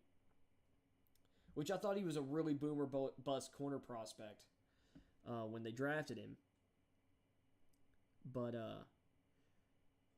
Nick Needham's one of the better slot guys in the league. Behind those top three guys at corner, you got Keon Crossan, who they picked up from the Giants. They really hope Igbenogany can at least be a solid rotational corner, which is kind of a disappointment at this point for them, I believe.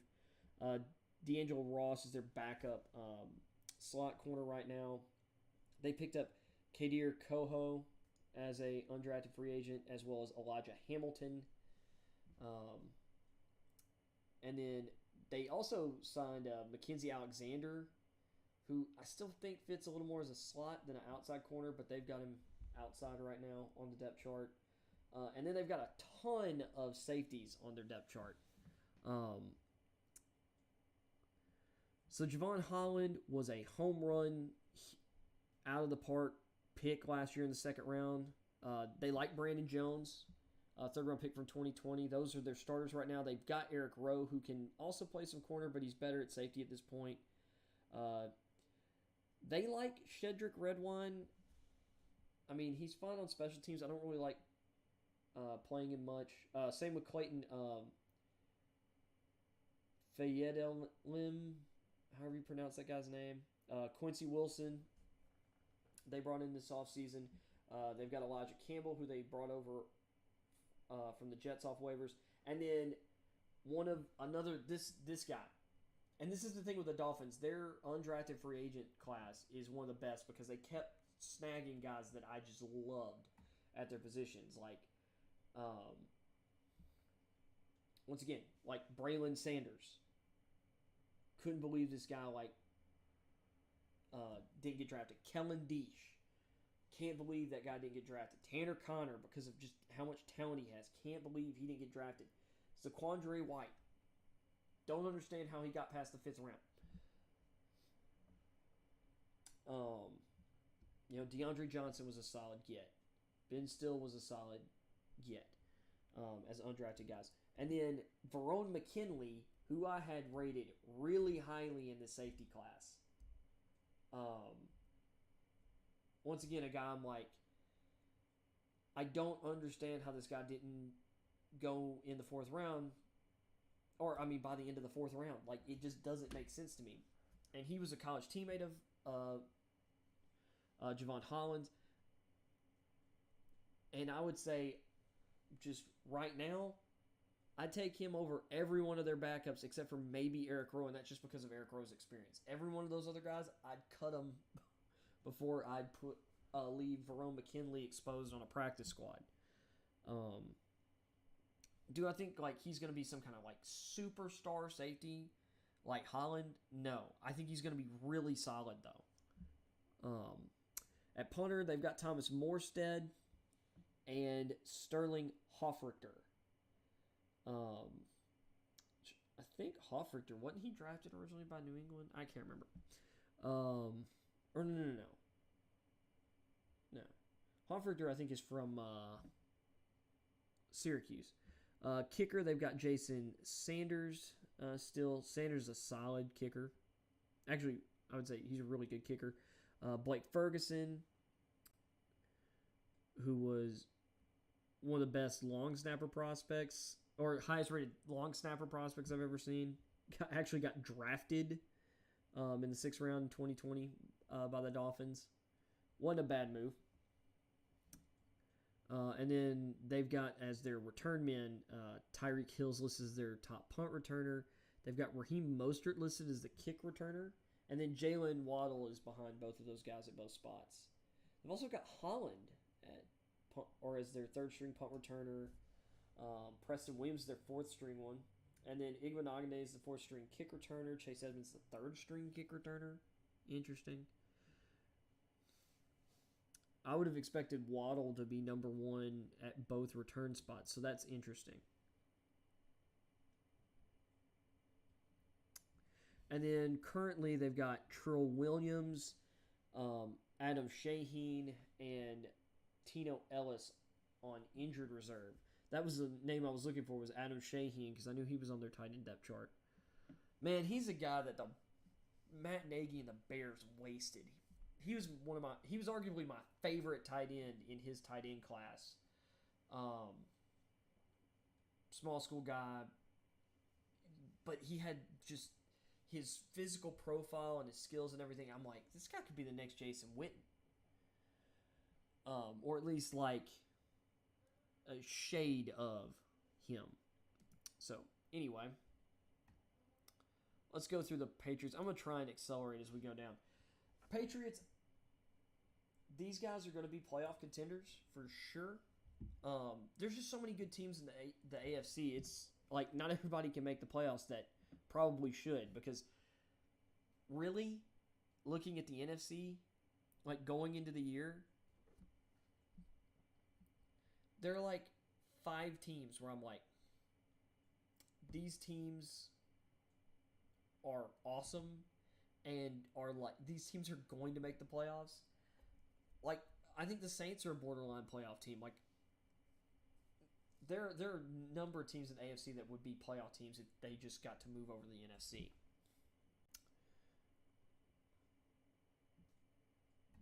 Anyway, at receiver, you've got Devontae Parker, who they brought in, who I think is going to be... He doesn't create a lot of separation, but it doesn't matter because he catches the ball. Like, he's really good in contested catch situations. Because he has to be, because he's not a great separator. But that's better than what N'Keal Harry was for him. Kendrick Bourne, as a role-playing receiver, is arguably the best of his, like, tier of receiver in the league. His catch rate's ridiculous. And he does get targeted plenty to, like, justify, like... Kendrick Bourne's really underrated. Jacoby Myers, solid slot receiver. They still have Nelson Aguilar as a, field stretcher. I think Tyquan Thornton is going to play a big role this year. He plays bigger than his size. Like, he's really wiry strong. Like, he's skinny, but he's stronger than his... Like, he's got more muscle, like, strength than people realize. And he's extremely twitched up and fast, but he's also a really good receiver. Like, his hand... He's not just some kind of, like, oh, this guy's just fast. It's like, no, he's got good hands. He's a good receiver. I really think... I think this is finally going to be the New England, like, receiver draft pick that works. Let's see how let's see that fall through now that I've said that. Lil Jordan Humphrey has looked pretty good in the preseason for him. And then they have Christian Wilkinson. Or Wilkerson, he's not going to make the roster. Josh Hammond, former Florida receiver, I don't think he'll make the roster. Last year's 7th round pick, Trey Nixon, I don't think he's going to make the roster. Matthew Slater will make the roster as a special teams guy. But it's going to be interesting to see if Lil Jordan Humphrey makes the roster, if they carry 7 receivers. Because I don't think they're going to cut Aguilar. On the offensive line, they have Trent Brown at left tackle. They drafted Cole Strange in the first round, one of the biggest reaches in the draft. Strange is going to start, and he's going to look... I think he's going to look really good right away. David Andrews, one of the better centers in the league, really consistent player. Mike Onwenu is a more than solid starting offensive tackle. He's a great guard. And Isaiah Wynn has now been moved over to right tackle, it seems. They've got a really good, they've got a more than solid tackle combination. Behind these guys, you've got Yanni Kajusti, former LSU offensive tackle, if I remember correct. Was he LSU or was he Kansas? No, Kajusti was LSU, wasn't he? Man, it's been long enough that I'm confused. Anyway, he was a 3rd round pick in 2019. They like him as a swing tackle. Arlington Hambright, they picked up as a free agent. James Ferentz, they really like him. Before they made the Strange pick, a lot of people thought he might start at guard for them this year. So now he slides back into his backup center interior line role. They drafted Chase and Hines in the 6th round, which was a good move. And then they have Yasir Durant, who they traded for from Kansas City. He is their 4th offensive tackle as of this moment. They also brought in Andrew Stuber.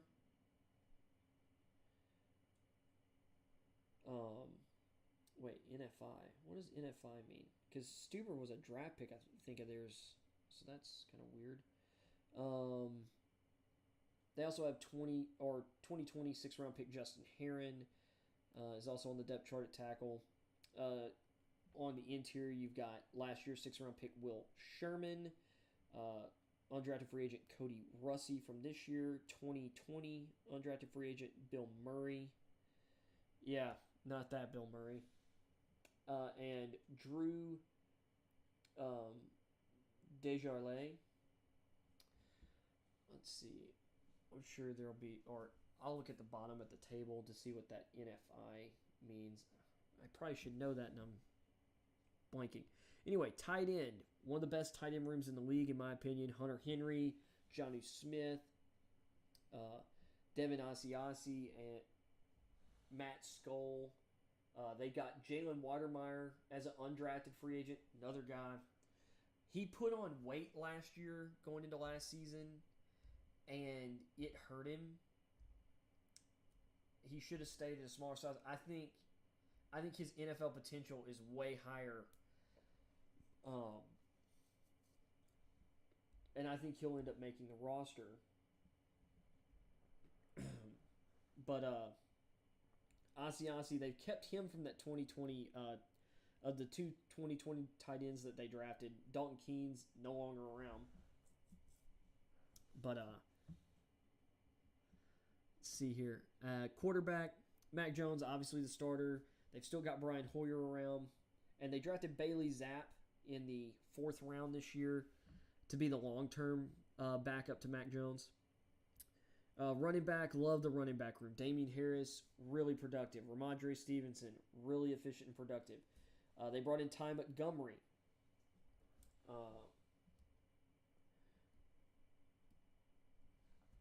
You know what? James White's not here. Did James White retire? You know what? James White might have retired. But Ty Montgomery they brought in, has played wide receiver and running back in the league. Solid pass protector, good receiving back. They probably brought him in to be more of a third down back. They drafted Pierre Strong in the 4th round. They still have J.J. Taylor, who they picked up as a 2020 undrafted free agent. Wouldn't be shocked if he snuck in as the third down guy this year. They also drafted Kevin Harris out of South Carolina in the 6th round, who was a pretty productive back for South Carolina, despite the fact they've kind of had some rough years the last few years. He's very much in that Damian Harris, just workman-like, just consistent kind of running back. He's not overly explosive, maybe not overly powerful, or he's not the shiftiest guy either. But he's smart, decisive, and he gets the job done. Along defensive line, moving over to the defense, we got Dietrich Wise still there. He got kicked out of a joint practice between the Panthers and Patriots because he slammed, he dragged down Christian McCaffrey during one of the team periods where they were scrimmaging, and he, you're not supposed to go super hard, and he overdid it physically. He actually, the Patriots, sent him to the showers early that day. They still got Lawrence Guy there, who, one of the more underrated players in the league. I think Christian Barmore is going to have a huge season this year. along the interior for them. Well, I say the interior, playing that kind of 5 technique, and then on passing downs, moving down to a 3 technique. He's got all the talent in the world. Like, he had first-round talent last year. They've got Henry Anderson. They drafted Sam Roberts in the 6th round this year. They have Davon Godchaux, who he's going to play a lot at nose tackle. I know they've got Lawrence Guy listed here as a nose tackle. I think this is a way to get their 3 best interior guys on the field together. But it depends. Like, in run-heavy situations, I wouldn't be surprised if Godchaux got a lot of the nose tackle snaps. But once again, they're deep and competent with a guy in Barmore who has superstar potential. DeMarcus Mitchell, undrafted free agent. LeBron Ray, another guy, kind of was shocked didn't get drafted as an undrafted free agent and college teammate of Christian Barmore. They also have Carl Davis Jr., who they brought in, and Jeremiah Farms. Jeremiah Farms Jr. So, I really like their defensive line. Moving to their linebackers, which their defense, once again, kind of interesting because Anderson and Wise kind of play the edge, but they're kind of stronger, kind of hybrid edge interior guys. They're not. It's they're definitely not speed guys. But once again, the way they've got this listed, you've got Wise and Anderson listed as defensive ends. You've got Guy at nose tackle. And then Barmore, Godchaux are playing defensive tackle. And then you've got your weak side, middle, and strong side linebackers. They've got, which is kind of interesting to say it that way. You've got Matt Judon. So this is more of your pass rushing linebacker out of, these weak and strong kind of outside backers. So the weak side linebacker is going to be playing on the line of scrimmage. That's Matt Judon. His backup is Josh Uche, who I think has a chance to be really productive this year. They also have Anthony Jennings behind him and Ronnie Perkins. So you've got your 2020 second and 3rd round picks, and then your 2021 3rd round pick, Ronnie Perkins. They've got depth and explosive. Jennings is kind of like a jack of all trades, solid all around player, but he's not an explosive pass rusher. But he's going to do his job. Uche and Perkins are more explosive, and Judon, of course, is more experienced. He's more of a bigger, stronger guy though. Whereas Uche and Perkins, it's more quickness to their game, and suddenness. Judon is far more of a powerful player. Then the 2 more off-ball roles, you've got Jawan Bentley and Raekwon McMillan listed as their starters, with Matt Wilson, who they traded Chase Winovich for this offseason. They also have Jelani Tavai, who they picked up as a free agent last year, who kind of disappointed after being, I believe, a 2nd-round pick. They have last year's 5th-round pick, Cameron McGrone, who I feel like eventually will get a bigger role as the season goes on. They have got Harvey Lange, but he's more of a special teams guy.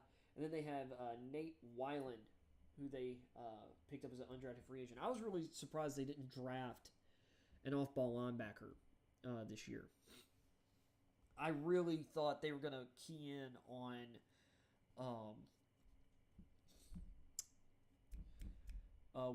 the Wisconsin linebacker that I really Leo Chanel. But they are kind of moving in a different direction with their linebackers. They're trying to get speedier at linebacker, where they've been kind of more big. They liked big and strong kind of linebackers, like Dante Hightower. But they're trying to get quicker back there and versatile in different ways. So moving to the secondary, having to replace people, but if you want to trust a team to develop corners that you don't think are going to be anything into really good players, they're the team that's going to do it. Now, they just lost Malcolm Butler to a pretty serious injury. I don't know if they put him on injured reserve yet, but let me see. I moved down to check and see. Yeah, so Malcolm Butler is on IR. Jawan Williams, another corner who's kind of disappointed after being drafted. I was really high on Jawan Williams when he was coming out of Vanderbilt. Really big corner, but he's just either been injured or not been able to get on the field. Let's see, NFI. Sorry, I'm going down here. I'm looking for like a directory or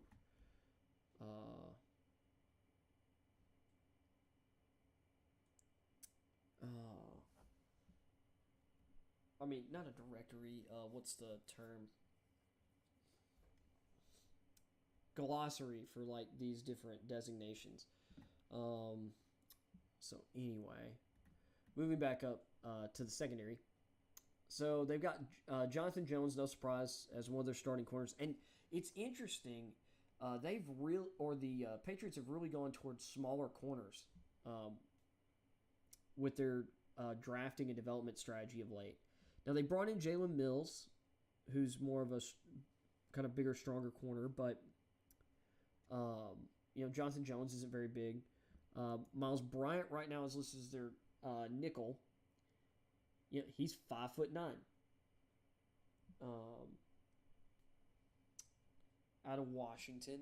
Yeah, he was a less heralded Washington corner prospect.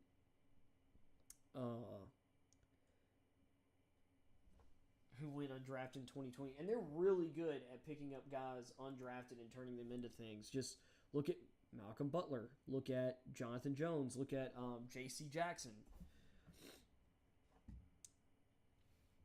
who just got paid. They've also brought in Terrence Mitchell, which I think was a solid move to bring in him as a veteran. Their third and fourth round picks this year are Marcus Jones and Jack Jones. Jack Jones has amazing ball skills. Marcus Jones can play. Marcus Jones does sound like a classic New England pick because, yeah, he played corner, but he also was a heck of a return man. He played wide receiver too. Like, this guy scored touchdowns so many different ways. It's ridiculous.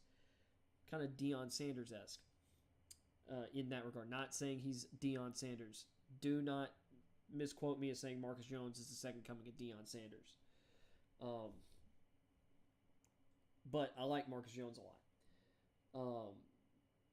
They have Sean Wade, who they traded for from Baltimore, I think, last year.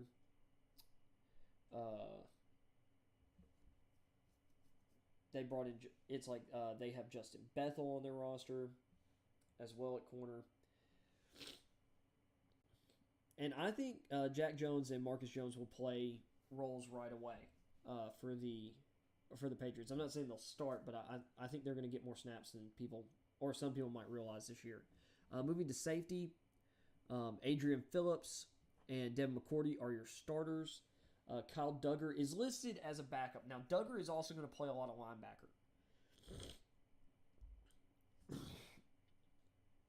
And I would imagine that Duggar's going to play as many or more snaps as both Phillips or McCourty this year. But we'll see. But Duggar is a versatile defensive option they use all over the place. They brought in Jabril Peppers to also do a lot of the same stuff Duggar does because he kind of does some of the same, like play him a little bit in the slot, play him like in multiple safety looks, play him at linebacker. They've got a ton of depth at safety. They brought in Cody Davis from Jacksonville. They have last year's 6th round pick, Joshua Bledsoe. I believe Bledsoe is from Missouri, if I'm right. And then they have undrafted free agents, Braden Brendan Schooler, and then Brad Hawkins, who they just signed. He was not undrafted this year. He's just a street free agent, but they just brought him in. On special teams, Jake Bailey, solid punter, been there since they drafted him in the 5th round in 2019. They've got Nick Folk at kicker right now, but they brought in Tristan. Okay, I was right. Vizcarano. Vizcano. Sorry, I was reading that. I'm like, that doesn't sound right. Vizcano. Competing for a opportunity at that job. They still have Joe Cardona. They still have Joe Cardona as their long snapper. He's been there. He's been with the team since 2015. Marcus Jones right now slated as their starting punt returner. Ty Montgomery is their starting kick returner. Kyle Duggar is their backup punt returner. Strong is their backup kick returner as of right now. And then Jacoby Myers, 3rd string at punt returner. J.J. Taylor, 3rd string kick returner. Not surprised to see Pierre Strong on the kick return depth chart. His speed and his cut and go type ability could turn him into an exceptional kick returner. And they have Daniel Ukuala is suspended right now. Quinn Norton, another NFI designation. I need to figure out what NFI means. Wonder if they have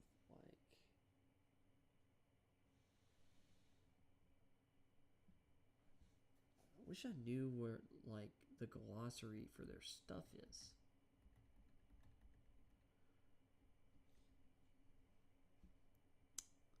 Yeah.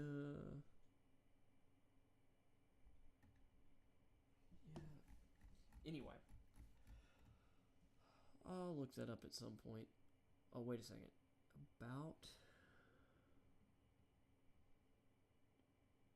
Let's see here.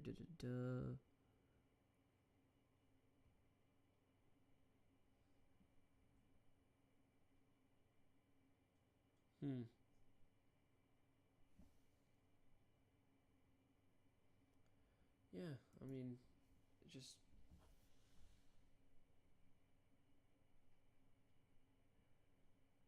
I don't know, it's kind of weird. I'm like, think you'd have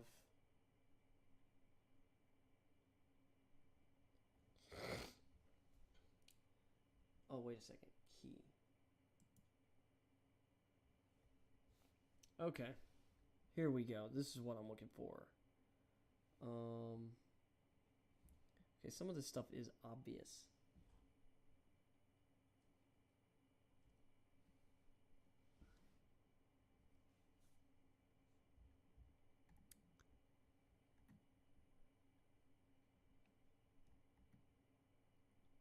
Okay, here we go.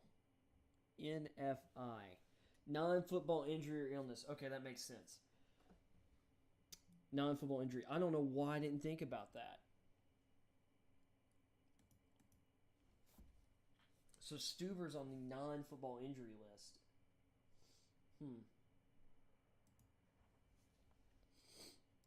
Finally, we'll wrap up with the Jets, and we will end this stream because we've gone over 2 hours at this point. So let's go. All right, real quick. We're going to get out of here by 6 o'clock. Starting at receiver. Not shocked to see Corey Davis, Elijah Moore, and Garrett Wilson as the top 3 receivers. But I still would, or I'll say this. They've got Garrett Wilson listed as a slot. Elijah Moore is going to have more slot snaps than Garrett Wilson this year. And I would say the same about Braxton Berrios. Really right now, though, I would expect to see Davis, Moore, and Berrios as the starters with Wilson actually listed as where say Jeff Smith or Denzel Mims is. Mims, 2nd round pick in 2020. I mean, now 2020, like that offense was terrible. The quarterback play was terrible. Like, what was he supposed to do as a rookie? But he just even in practices and stuff, people there's been some disappointment in his level of development. But he's got incredible physical tools to be an outside receiver. Jeff Smith, undrafted free agent in 2019, would definitely still be like sixth here on this depth chart out of these guys. Then they brought in a couple undrafted guys, Calvin Jackson and Irvin Charles. Wouldn't expect either of them to make the roster, nor Tariq Black. To be honest, like it would. Well, I don't know. I think Smith's going to make the roster. I think they're going to carry 6 receivers. Now, their offensive line, they brought in Dwayne Brown, who's, I mean, he's aged. I mean, he's, up there, but he'll be a solid left tackle. It really sucks that Mekhi Becton's down and out for the year. It just doesn't seem like he's going to be able to stay healthy. George Fant will continue to start at right tackle for them. He's more than solid. They signed Laken Tomlinson to a big deal. He's going to upgrade the left guard position. Connor McGovern seems to have won the starting center job. They drafted Elijah Vera Tucker in the first round last year, and they traded up to do so. Some people have criticized that move, but he's good. They've got Chuma Edoga, who was a third-round pick in 2019. He's their number 1 backup tackle. They brought in Dan Feeney from the Chargers, he started off kind of okay, but he's never really been an average guard. But, I mean, as a depth option, not bad because he's got starting experience both at guard and center, if I'm remembering correctly. Ross Piercebacher is their backup center. Nate Herbig claimed off waivers from Philly. I think that was a solid move. And they drafted Max Mitchell in the 4th round. Loved that pick. Mitchell was in my top 100 players, so the fact that he was available with that pick in the 4th round was a really good value. And really, it wouldn't shock me if he ends up really their actual swing tackle over Adoga, which Mitchell can play both sides. Heck, at the University of Louisiana, when they were playing against the University of Texas, he literally was switching positions between left and right tackle during the same drive. I mean, and not missing a beat. He's really good. They're kind of further down guys, though. Caleb Benanoc. They picked up from New Orleans. Chris Glaser is a guy they recently signed. Isaiah Williams, they was a street free agent last year who's kind of been around the team. Connor McDermott, they brought in from Buffalo off waivers. And Grant Hermans was an undrafted free agent in 2021. I wouldn't expect any of these guys. Maybe McDermott makes it, but I wouldn't expect Glasser, Beninock, Isaiah Williams, or Grant Hermans to make the roster. McDermott might, but they'd have to decide to, move on from one of their other linemen in front of him, and I don't see them doing that. Maybe Feeney, or Herbig, but I would move on from Herbig for sure. Tight end, they really upgraded the tight end position this offseason, bringing in C.J. Uzomah and Tyler Conklin. Conklin was really good last year for Minnesota, ended up starting because last year Minnesota decided to move on from Kyle Rudolph, and then Irv Smith got hurt. Conklin was really good. C.J. Uzomah started at tight end for Cincinnati the last couple of years, but really looked good last year. And then drafted Jeremy Ruckert in the 3rd round, who has great upside at the position. They still have Trevon Wesco, who can play tight end and fullback, who they drafted in the 4th round in 2019. And they have Kenny Yeboah and Lawrence Cager, who were undrafted free agents in 2021-2020. Cager transferred to Georgia and finished out of his career as a receiver at Georgia. He's big 6'5" guy. He's more of a matchup receiver type. He's not going to block for you really. That's kind of the nice thing about having guys like Uzomah, Conklin, and Ruckert is they have receiving chops, but and athleticism, but they're going to block for you. But Cager could also kind of factor in as a kind of a receiver, if you will. Zach Wilson's going to be the starting quarterback. Let's hope he's recovered from his little knee injury. I say little, like the bone bruise and I guess it seems like there was some slight damage to his meniscus. But hopefully he's ready and, he's good to go for week 1. Behind him, they've got Joe Flacco. Mike White is still there, and they picked up Chris Streveler this offseason. At running back, they drafted Breece Hall, the best running back in this year's draft, in the second round.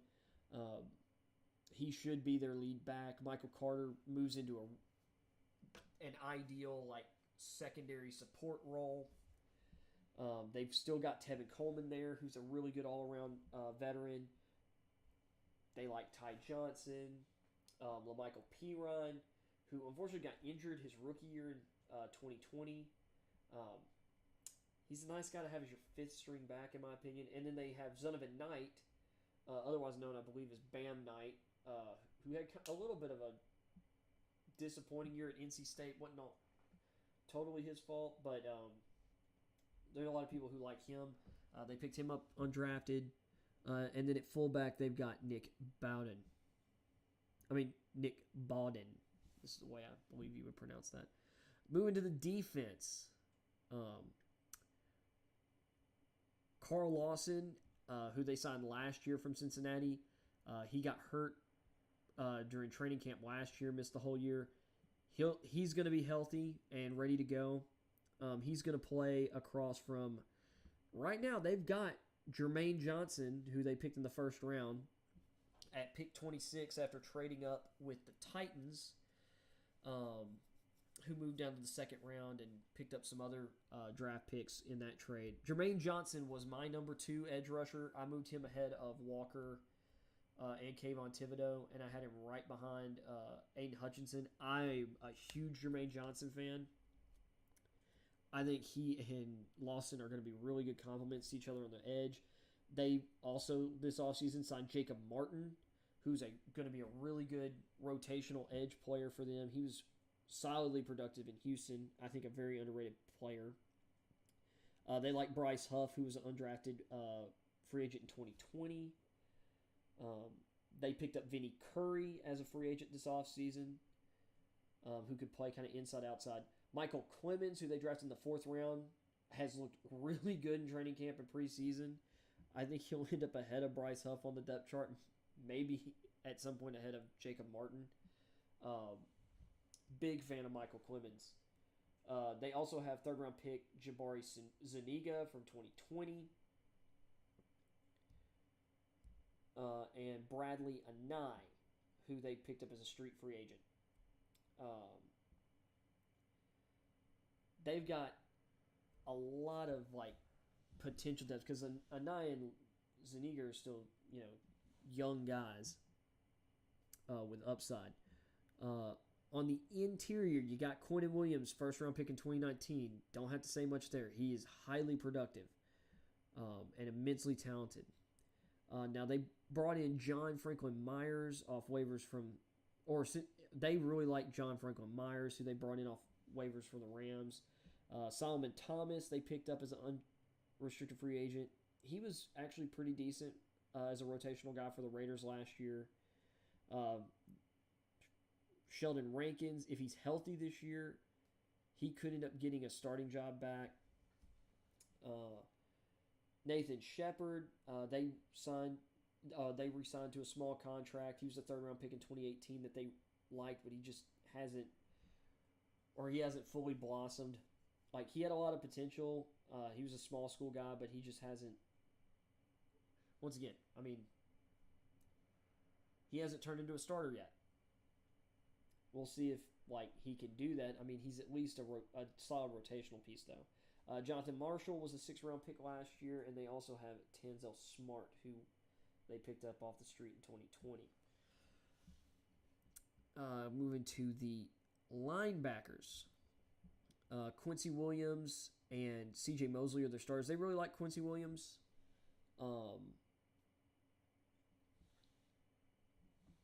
I'm not quite as high on him, but I mean, he can be a solid starter, and that's really, I guess, all they need there. Behind him and Mosley, they have former safety Hamza Nasir-Ladin, formerly of USC, or no, Florida State, and Jamian Sherwood, who was a 5th-round. They were 6th and 5th-round picks last year. Sherwood, and if I'm not mistaken, Sherwood was a safety from Auburn, was he not? Yeah. Yeah, he played safety at Auburn, and they bulked him up a little bit, but once again, they're more coverage players. They're more to be kind of like tight end matchup type guys, I believe. I missed. They've got 3 starting linebackers here. And then Marcel Harris is listed as another starter. And then they have Quan Alexander behind him, which is interesting. Harris got brought over from San Francisco, the coaching staff with the Jets. They're Salah, their head coach, really familiar with him from his time in San Francisco. They've actually got some decent depth here at linebacker. And with C.J. Mosley, if he can get back to where or close to what he was with the Ravens when he first came to the Jets. And Quan Alexander still has some upside. He's been a really productive player at times. And then they've got Kai Nakoa, who they also brought in from San Francisco, Deshaun Phillips, and DQ Thomas, who was an undrafted free agent this year. Secondary. Now, I'm actually pretty jazzed about their secondary. Love the Sauce Gardner pick. To me, that's chalk starter. You throw him on the field and he erases a receiver and a side of the field. DJ Reed, they signed in free agency. Really solid, secondary corner. Michael Carter, who they drafted in the 5th round last year. He's taken over the starting slot job. They really like him. Which DJ Reed can play some slot as well. And then they have Bryce Hall, who they drafted in the 5th round in 2020, who, honestly, the fact he's their 4th corner, he was really good last year playing outside. They're going to have a really good corner rotation. And then beyond those guys, they like Brandon Eccles, who they believe they can play outside and inside. 6th round pick from last year. Javelin Guidry, who was an undrafted free agent in 2020. They like him as well. Right now, he is their backup slot. They also have Isaiah Dunn and Justin Hardy and Rashad Wild Goose, also at corner. If they carried more than 6 corners, Hardy would probably be my pick over Dunn to make the roster. But I think you're looking at Hall, Eccles, Guidry, Carter, Reed, and Gardner there. Now, safety, really like what they've done with the safety position. Bringing in Jordan Whitehead was really good. He's very underrated. He's you don't have to worry about that safety position. LaMarcus Joyner, playing more of a free safety role, I think makes a lot of sense. People have experimented with playing as a slot corner. He's really more of a safety. Ashton Davis, though, I'm really kind of shocked Ashton Davis isn't going into the year as the starting free safety, personally. I really liked him. He's dealt with some injury stuff, but he's going to factor in heavy to their rotation. They like Jason Pinnock as well, 5th round pick last year. And then they, beyond that, Will Parks, if he's your fifth best safety, that's not bad. Elijah Riley and undrafted free agent Tony Adams are their other safeties. I really like their secondary.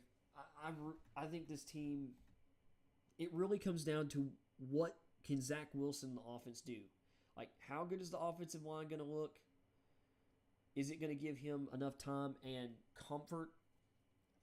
But I think Zach Wilson has the ability to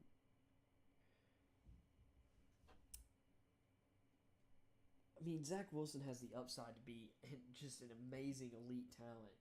But I do wonder, because he's shown I think he's been a little too reckless with his body, and I just don't know if his lower body's going to hold up. Like, he's got a decent injury history right now, and it concerns me. His durability concerns me. This team's only going to go as far as he can take them. Special teams wise, they drafted Braden Mann in the 6th round in 2020. He's awesome. Greg Zuerlein, Greg the Leg, is currently penciled in as their starter, but he's got Eddie Pinheiro as competition. Thomas Hennessy is their long snapper. For some reason, I was looking at that E and saw an A. I was like, that doesn't look right. Braxton Berrios is currently their, top kick returner, and he's good at it. Tevin Coleman, Elijah Moore, and Zonovan Knight are listed as back. Zonovan Knight is a kick returner. That doesn't track for me. Currently, Greg Sinat, who is an interior lineman. He's on the non-football injury list. So is Rodney Adams. Drew Samia is on the physically unable to perform list. He's another interior lineman. Mekhi Becton, just got put on IR last week. Poor guy. Big injury. But that's the order I see the conference in. I think the Jets have a lot of upside, but they've got to prove it to me. The Patriots have their floor is they're going to contend for the playoffs. That's the floor with the Patriots. And I think they got better over the offseason. Although I don't know about their coaching staff getting better beyond Belichick. That's the thing. I think the Dolphins got significantly better on the sidelines and on the field. The Bills have a great roster, and I still think have a great coaching staff. But I'm saying the Bills and the Dolphins make the playoffs. I think the Patriots just miss. And I think the Jets have the ability to be spoiler, but I'm just not convinced yet. They've got to prove it. That coaching staff, Zach Wilson, they're going to have to prove it. I just think Zach Wilson still has a lot of growth to do. Is his ceiling higher than Mac Jones's? Sure. But it's one of those things of we underrate certain guys' ceilings, and we underrate certain skills and intelligence being able to overcome the fact that some other guy definitely is more athletic and has better physical tools. That's how Tom Brady became the greatest quarterback of all time. Because when he was coming out of the draft, or when he was coming out of college, Mel Kiper called him one of the least gifted quarterbacks, athletically gifted quarterbacks he had ever evaluated. Least impressive quarterbacks he'd ever evaluated.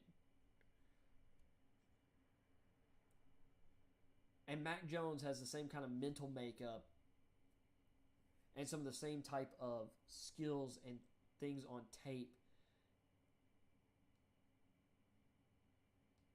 that allow you to overcome. And it's not like he's some terrible athlete. He's a better athlete and has a better arm than Tom Brady did coming out of college. But Mac Jones doesn't have a cannon. But I think he's got the brain and the attitude and the work ethic, the competitive fire to overcome that. Same with Joe Burrow. Joe Burrow doesn't have an elite arm or whatever, but he's insanely accurate, has incredible timing, just like Mac Jones. He's a little more athletic than Mac Jones for sure. And I'd say his arm has a little more juice than Mac Jones, although they're still like in the same tier in that regard. But there's just things you just can't.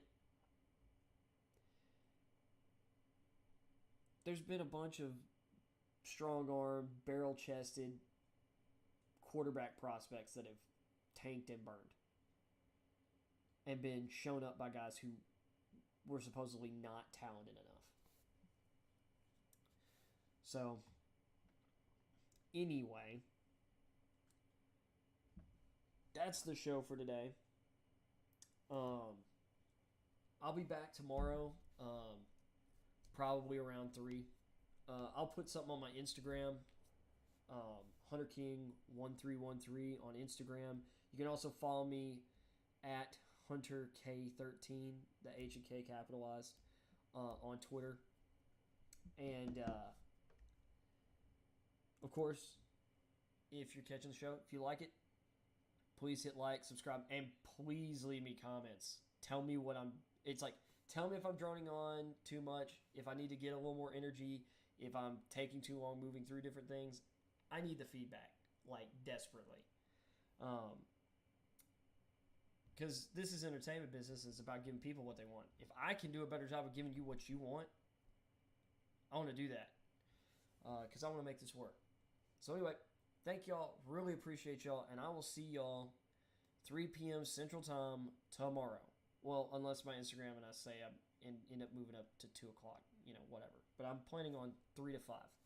So, catch y'all later.